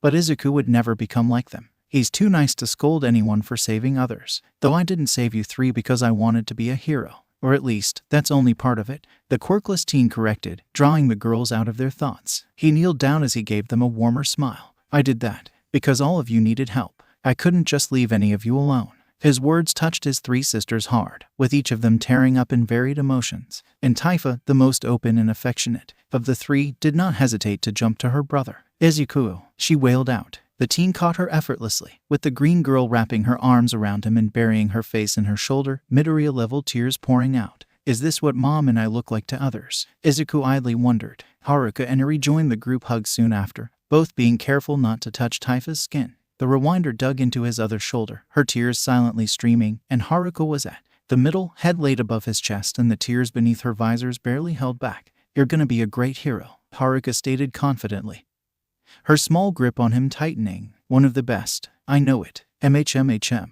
Both Eri and 𝗧𝗵𝗶 nodded their heads in agreement, their heads not leaving his shoulders. That declaration, along with the agreements to it, caused Izuku to tear up. Thank you, he said sincerely, his voice cracking slightly. It means a lot that you think I can do it. And he meant it. In a world that thinks he can't become one, it means a lot when there are those who say otherwise. Still, a small, timid part of his mind, one created by this very world, couldn't help but wonder, would they, Haruka and 𝗧𝗵𝗶, still say the same if they knew he's quirkless? 40 SSSHHH. It's okay. You're home. You're not with Overhaul anymore. Izuku shushed the crying Eri softly, as the girl shook in his arms. The 2 were at his bed, the day long over and in their pajamas. Both have been previously asleep when a nightmare woke Eri up.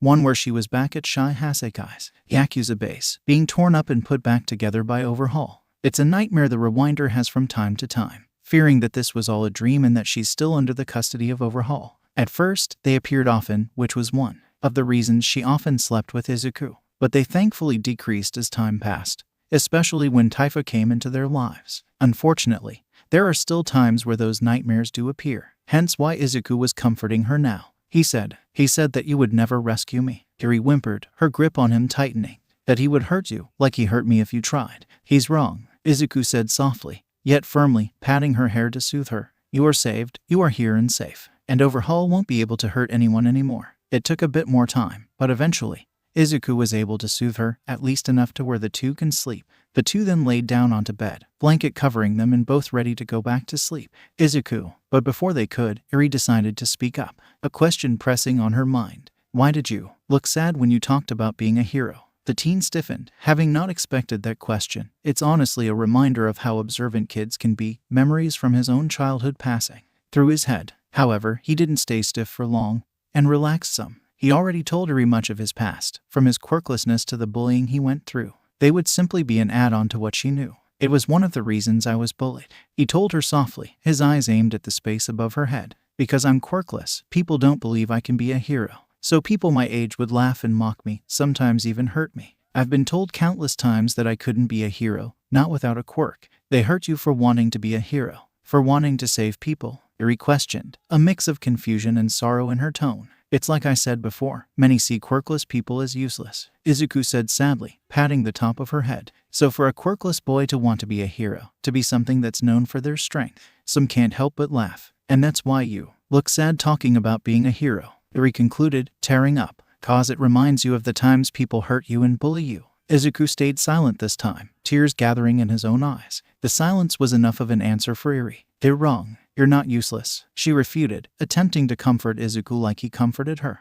You saved me, saved Taifa, saved Haruka, and heroes are people that save others, right? That means you already are one. Wah, Eri, was all Izuku could say, a tad stunned by her words. Since you saved us from bad guys, that makes you a hero, right? Eri continued, looking at him with her tear-filled eyes. So they're wrong. They're all wrong. You're our hero, my hero. Her words caused the tears to fall from Izuku's eyes. Thank you, Eri, he choked out, wrapping the girl in a hug, one that she returned as best she could, her own tears falling down. It means a lot that you feel that way. I'm happy to be your hero. You, Taifa, and Haruka. It was honestly something he didn't think about too much. The fact that he's likely a hero to these 3 girls. Much of his focus was on saving them initially, then caring for them later on. But Eri's words reminded him that he did save all 3 of them. He may not be a pro-hero, at least not yet, but for these 3 little girls, he became their hero. Eventually, the 2 of them cried themselves to sleep while still holding on to one another. If anyone were to come in, or if Izuku would have been awake, they would have seen a very small but noticeable smile across Eri's lips. The 4th hatchling, one of the bigger issues when it comes to adopting OPCs would be quirk training.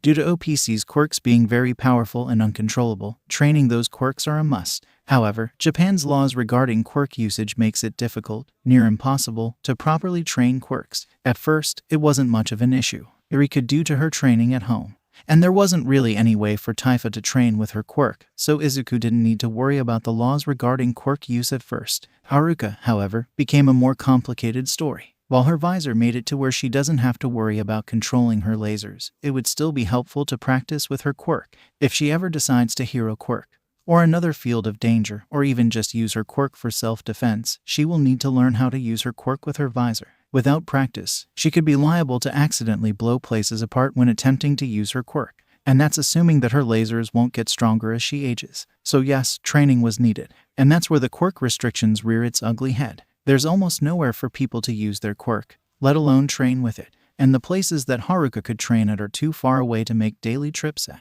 That meant they couldn't train with her quirk on a consistent basis, at least not until they get a new home where they can train it.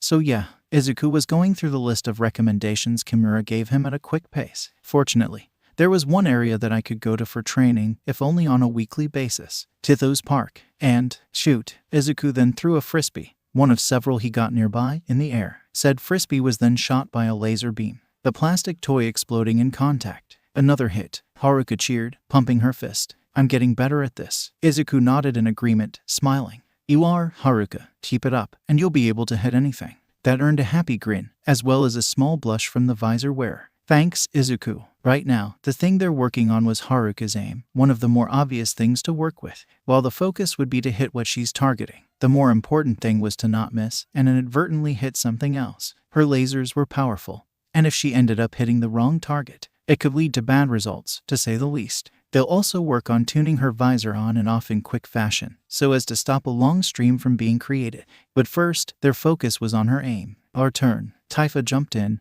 readying a frisbee. Let's go, Eri. All right. Eri also readied a frisbee, looking significantly less excited. The 2 girls then threw their frisbees as far as they could. Of course, with them being kids, those weren't impressive throws. Nevertheless, Haruka shot at both of them as quickly as she could. Unfortunately, while she was able to hit one, she missed the other. Thankfully, the laser hit a solid steel panel rather than anything else. One of the things that made 𝗧𝗵𝗶 Park one of the better places to freely use quirks or to train with them was many of the safety features they placed around the park. It's to the point where the area looked more like a hybrid playground, training area, rather than a regular park. Several metal panels scattered across the park to block emitter quirks. Obstacle courses made to be resilient against high-level strength quirks. A large pond in the middle for aquatic mutant quirks. The park was designed for kids with volatile and dangerous quirks, serving as both a place for them to play, as well as a makeshift training area, We're getting better at this, 𝐒𝐿. Rather than being down at their lackluster throw, 𝗧𝗵𝗶 looked excited at the progress made. Our frisbees managed to stay airborne for a little longer. 𝐒𝐿 didn't look as excited as her sister about their progress, but 𝗧𝗵𝗶's spirit kept her from being disappointed in herself, so she could only nod in response to her words. I wasn't able to hit both, though. Haruka, meanwhile, could only pout at her own progress. Threat. Don't worry about it. Trying to hit more than one takes time, especially with how your visors work, Izuku assured her. Not to mention 𝐒𝐿 and 𝗧𝗵𝗶's throws probably threw off her aim, but it's best not to mention that. Keep at it, and you'll do better. Haruka nodded her head firmly, a cute look of determination entering her face. She's definitely gonna get better with her quirk. Count on it. So much of the time at the park was spent doing this little game. Izuku, 𝗍𝐿, and 𝗧𝗵𝗶 would throw frisbees up in the air, with Haruka making attempts to shoot them down. While she didn't hit every target, there was noticeable improvement from where she started, faster than Izuku expected. It's clear that the girl was learning from her missed shots and making actual moves to improve. It's another showing of how smart the girl really was. Eventually, the little training session ended, with Haruka able to hit a decent portion of the frisbee. The majority she didn't hit. Izuku and his sisters moved to gather them all up. The frisbees scattered all across the area they were in. Once we find a suitable house, Haruka should be able to make much faster progress. Izuku mused to him as he dropped frisbees into the sack he had carried with him. Tithos Park is nice, but only coming here on a weekly basis will stump her progress. Hey, Izuku. The teen was brought out of his thoughts by an eager-looking 𝗧𝗵𝗶, who held a few frisbees in hand. Once we finish cleaning, are we gonna look around the park? I want to see more of it. At that, Izuku smiled warmly at her. Of course, I promised that we would, didn't I? He replied back, patting her head. That earned giggles from the poison-skinned girl. Yeah. Soon after, the young group of four were exploring through the park. 𝗧𝗵𝗶 was at the front of the group, the most eager of the four, while Haruka was right behind her. Izuku was trailing behind both, with 𝗍𝐿 sticking close to him. So pretty, 𝗧𝗵𝗶 said with clear wonder, twisting and turning to take in every inch of the park. This park really is super pretty. Silently, Izuku agreed with her. Tithos really was beautiful. The trees and hills were very lush. The lake was cleaner than any body of water he had seen before, and there were various flowers and other plants that the teen had never seen before. It's clear that the park was not only made for powerful kids to play at, but also for just people in general to enjoy going around as well. Beside him, 𝗍𝐿 was also looking around with wonder. With this being the first time she ever went to a park, Tithos was painting a heavy impression on her young mind. It'll make other parks look lacking in comparison in the future. You think so? Haruka, however, was the least enthused out of the four. A look of disinterest was clear across her face as she looked around the park. Of course, the green girl answered, twisting around to face Haruka. Can't you see how clean the lake is? All the different plants. Even the air feels cleaner. It probably does look beautiful for everyone else. Haruka replied back, looking rather defensive. But all of it is red for me. It's really hard to see anything different. Oh, I forgot about that, 𝗧𝗵𝗶 said, sounding sheepish. Does it bother you any that everything's red? At that question, Haruka relaxed some. Well, not really, no, she admitted. I mean, I spent a long time having to always keep my eyes closed, so being able to open them without destroying things or hurting anyone, even if it's all red, I'm happy that I can see it all now. 𝗧𝗵𝗶 gave her a look of both sympathy and understanding. While she could never imagine having to always keep her eyes closed, unable to enjoy the sights around her, or even live with just seeing one color, she does understand being able to do something you couldn't, despite the drawbacks. The ivy-skinned girl will always have to keep on her sleeves and gloves, and be extra careful with skin contact so that she doesn't hurt anybody. But she never lets it bother her, especially when Izuku, 𝗍𝐿, Misenko, and Haruka aren't afraid of her hugging them, even willing to hug back. So yeah, she definitely understands Haruka's point of view. So don't worry about me. I'm fine with exploring the park with you, 𝗍𝐿 and Izuku, Haruka assured her green sister. And we came all the way just so we could train with my quirk. So it's only fair that you can look around. Right. Hearing that, 𝗧𝗵𝗶 couldn't help but smile brightly before moving forward to glomp Haruka yet again. You really are such a cool sis, you know? Hey. Haruka couldn't help but yelp out, startled by the sudden hug. Give me a warning, would ya? Sorry. Despite the apology, the green girl didn't sound all that apologetic. Meanwhile, Izuku merely looked at them with a warm smile across his face. He's happy to see his new siblings get along with one another. It would have been an issue if none of the three could stand each other, but thankfully, no butting of heads have sprung up so far. Hopefully, that stays that way and doesn't have to worry about sibling rivalries. Once we're back home, we can play a lot of heroic combat to make you. 𝗧𝗵𝗶 found herself interrupted when something burst through the trees around them and crashed in front of her and Haruka. Both girls let out small cries of shock, with 𝗧𝗏𝗏's hold on Haruka becoming tighter. "Get behind me, you two." Immediately, Izuku acted, placing Eri beside the two girls and getting in front of all of them, tense and ready for any possible attack. Any seriousness and fear across his face shifted to a look of surprise when he got a look of what's in front of them. Or rather, who? A boy. And a rather large boy at that, who looks to be 10 years old. One with clearly reptilian skin all over his body, spikes protruding his back, and claws across his fingers. He had on clothes akin to the ones 𝗧𝗏𝗏 wore when he first met her, a collar across his neck, and bruises and cuts all across his green scales. "Are you kidding me?" was the first thought that immediately sprung into Izuku's mind. One he couldn't help, as this was the fourth child that he ran into that was in some sort of trouble. But once his mind registered the injuries on the kid, his disbelief shifted to concern. "Hey," Izuku called out, relaxing his posture and drawing the boy's attention to him. He was immediately met with wariness and distrust from his yellow-slitted eyes. "Are you all right? What happened?" The moment the quirkless teen took a few steps towards the mutant child, the boy growled and got into all fours in a hostile posture. That put the teen to a halt, holding his hands up cautiously. "Don't worry, I'm not gonna hurt you," Izuku assured him softly. "I just want to check on you, is all." But the boy didn't let himself relax. Seeing this, the girls decided to chip in. "Hey, you don't have to worry. Izuku is really nice." 𝗧𝗏𝗏 encouraged the boy. "He won't hurt you, promise. If you need help, Izuku can help you." Haruka added in support. "He helped all of us when we were in trouble, so he can definitely help you. Izuku, he'll never hurt you." Eri also found herself speaking in support of Izuku, and in concern for the boy. "Are you being chased? If so, then you can trust us." The reptile boy continued to remain silent, his eyes moving to each person. When his eyes were aimed at 𝗧𝗏𝗏, something more than distrust shined within them, before quickly sharpening once more. However, before any more could be said or done, an adult male voice entered into the area, one that had the boy stiffening up. "Oh, there you are, 𝗫𝗫𝗫. I've been looking all over for you." The boy, now named 𝗫𝗫𝗫, immediately tried to make a run for it. However, exhaustion seemed to have set itself within the reptilian child, causing him to collapse on his stomach. Fear and desperation made itself clear across his face as he attempted to force himself up. Izuku acted immediately, and stood in front of the exhausted boy. "Everyone, get behind me," Izuku, once again, ordered urgently. The three girls wasted no time getting behind him and around 𝗫𝗫𝗫, just in time for the man calling out to 𝗫𝗫𝗫 to reveal himself. The man in question looked like a doctor or something from the lab coat he's wearing. Around middle age, or at least close it, with short brown hair and light brown eyes. He also had a smile that lacked any of the warmth of a parent or grandparent. "You shouldn't run off like that. You know I get worried." The man scolded with that same fake warmth, before turning his attention to Izuku. "I'm sorry about my son. He's a rebellious child, so he often runs away from me." "Yeah." Izuku didn't believe that story one bit. The lack of warmth was already a big giveaway, but the fact that there's very little show of concern about the boy's current state, and the fear across 𝗫𝗫𝗫's face cemented that this guy was a kidnapper, likely the one who hurt him this badly too. The three girls were just as distrustful, with Haruka bending down to 𝗫𝗫𝗫 to whisper, "Is that really your dad?"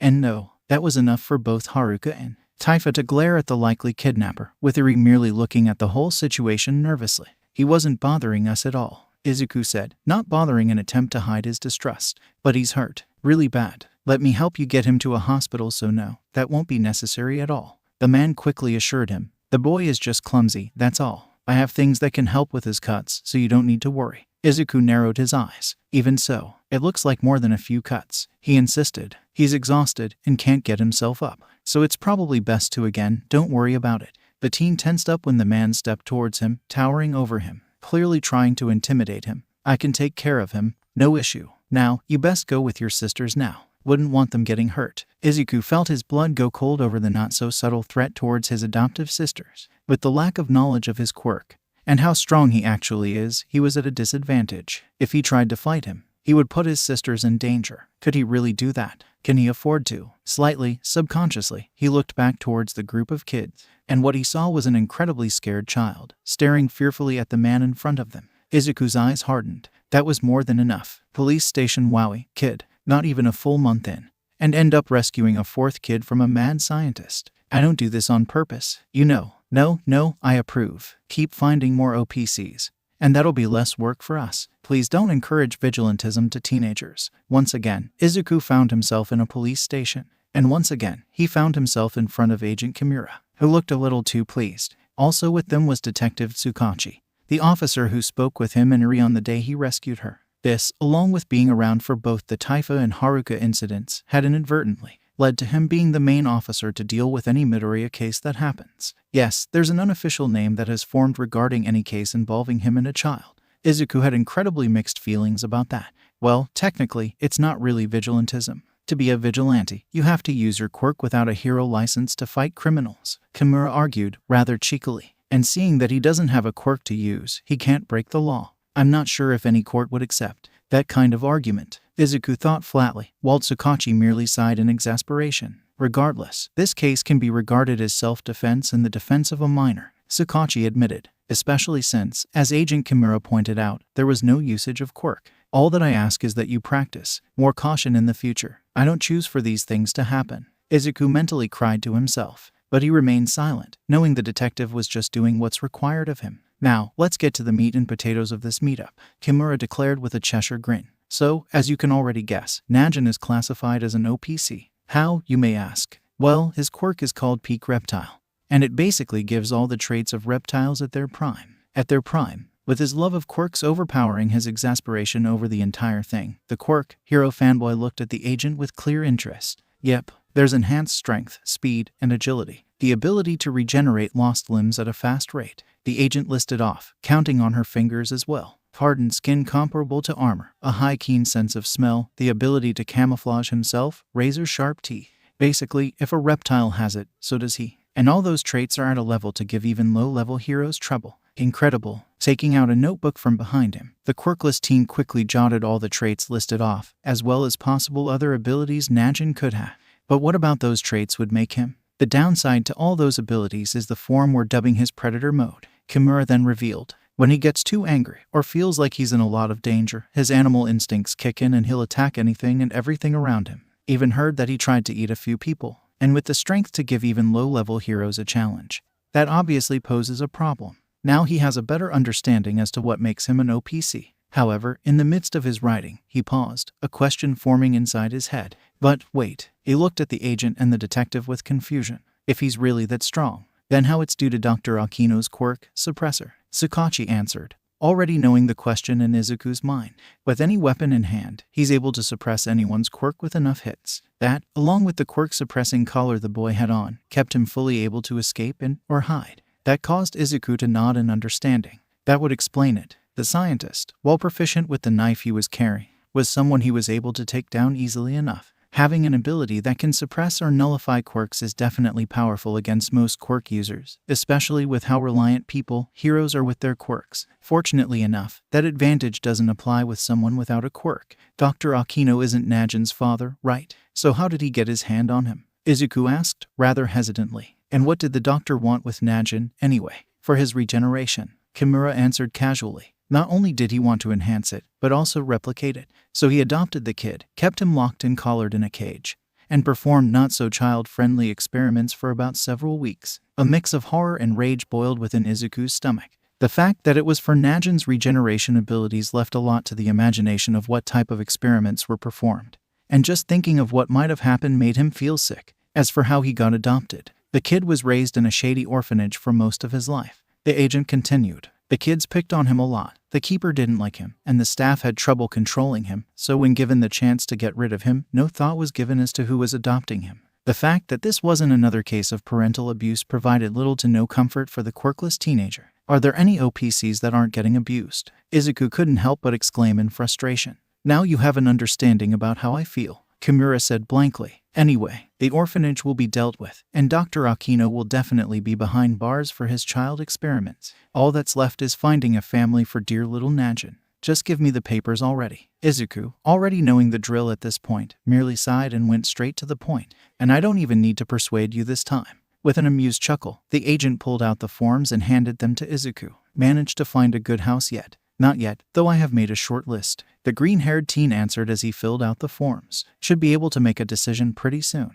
The fact that pretty much all the recommendations are mansion-size houses further answers his suspicion on Kimura's plans to send him more OPCs. But at this point, there's little room to complain, considering the number of OPCs he's running into is increasing. If this is a pattern that'll continue on, then he would have to prepare for it. For both his own and the kids' sakes, and in the future, he'll be grateful to past self for such preparations. Unknown location Izuku Midoriya. Age 14, soon to be 15. Quirk status, Quirkless. Previously a student of Aldera Junior High, now homeschooled. Have adopted 3, now 4, OPCs, and have plans to relocate to a much bigger residence. Do you really need to list all that information? We both know all that already. It makes me sound professional. Anyways, from what we've seen of him, he's perfect. Not only is he a kind and caring father figure, but also brave and dependable as well. If we can convince him to adopt us, we'll have the parent we always wanted. One that will not only put up with us, but actually care. You'll get no argument here. But what's our plan on getting that to happen? Leave it to me. The first thing we'll need to do is grab his attention.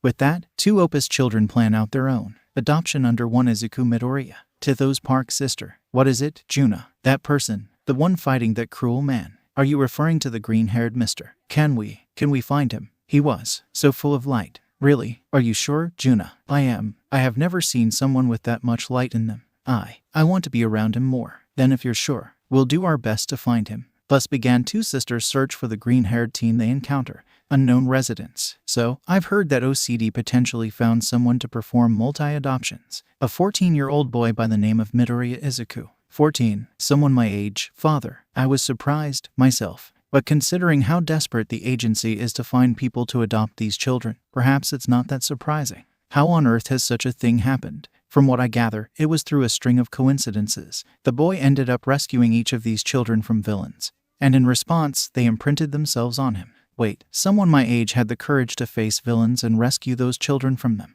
Haha, I'm impressed. Don't even think about putting yourself in danger to emulate such feats. Yes, mother. Regardless, it is indeed impressive for such a young boy to perform such feats. But if he'll continue to run into more OPCs, or even be given some for adoption, then he'll likely need assistance. And so an interested family kept an eye on the young caretaker. 40 soon, in the near future, Izuku will find himself being sought out by more OPCs, and soon, he will encounter those who would help in the raising of his kids, as well as his goal in becoming a hero.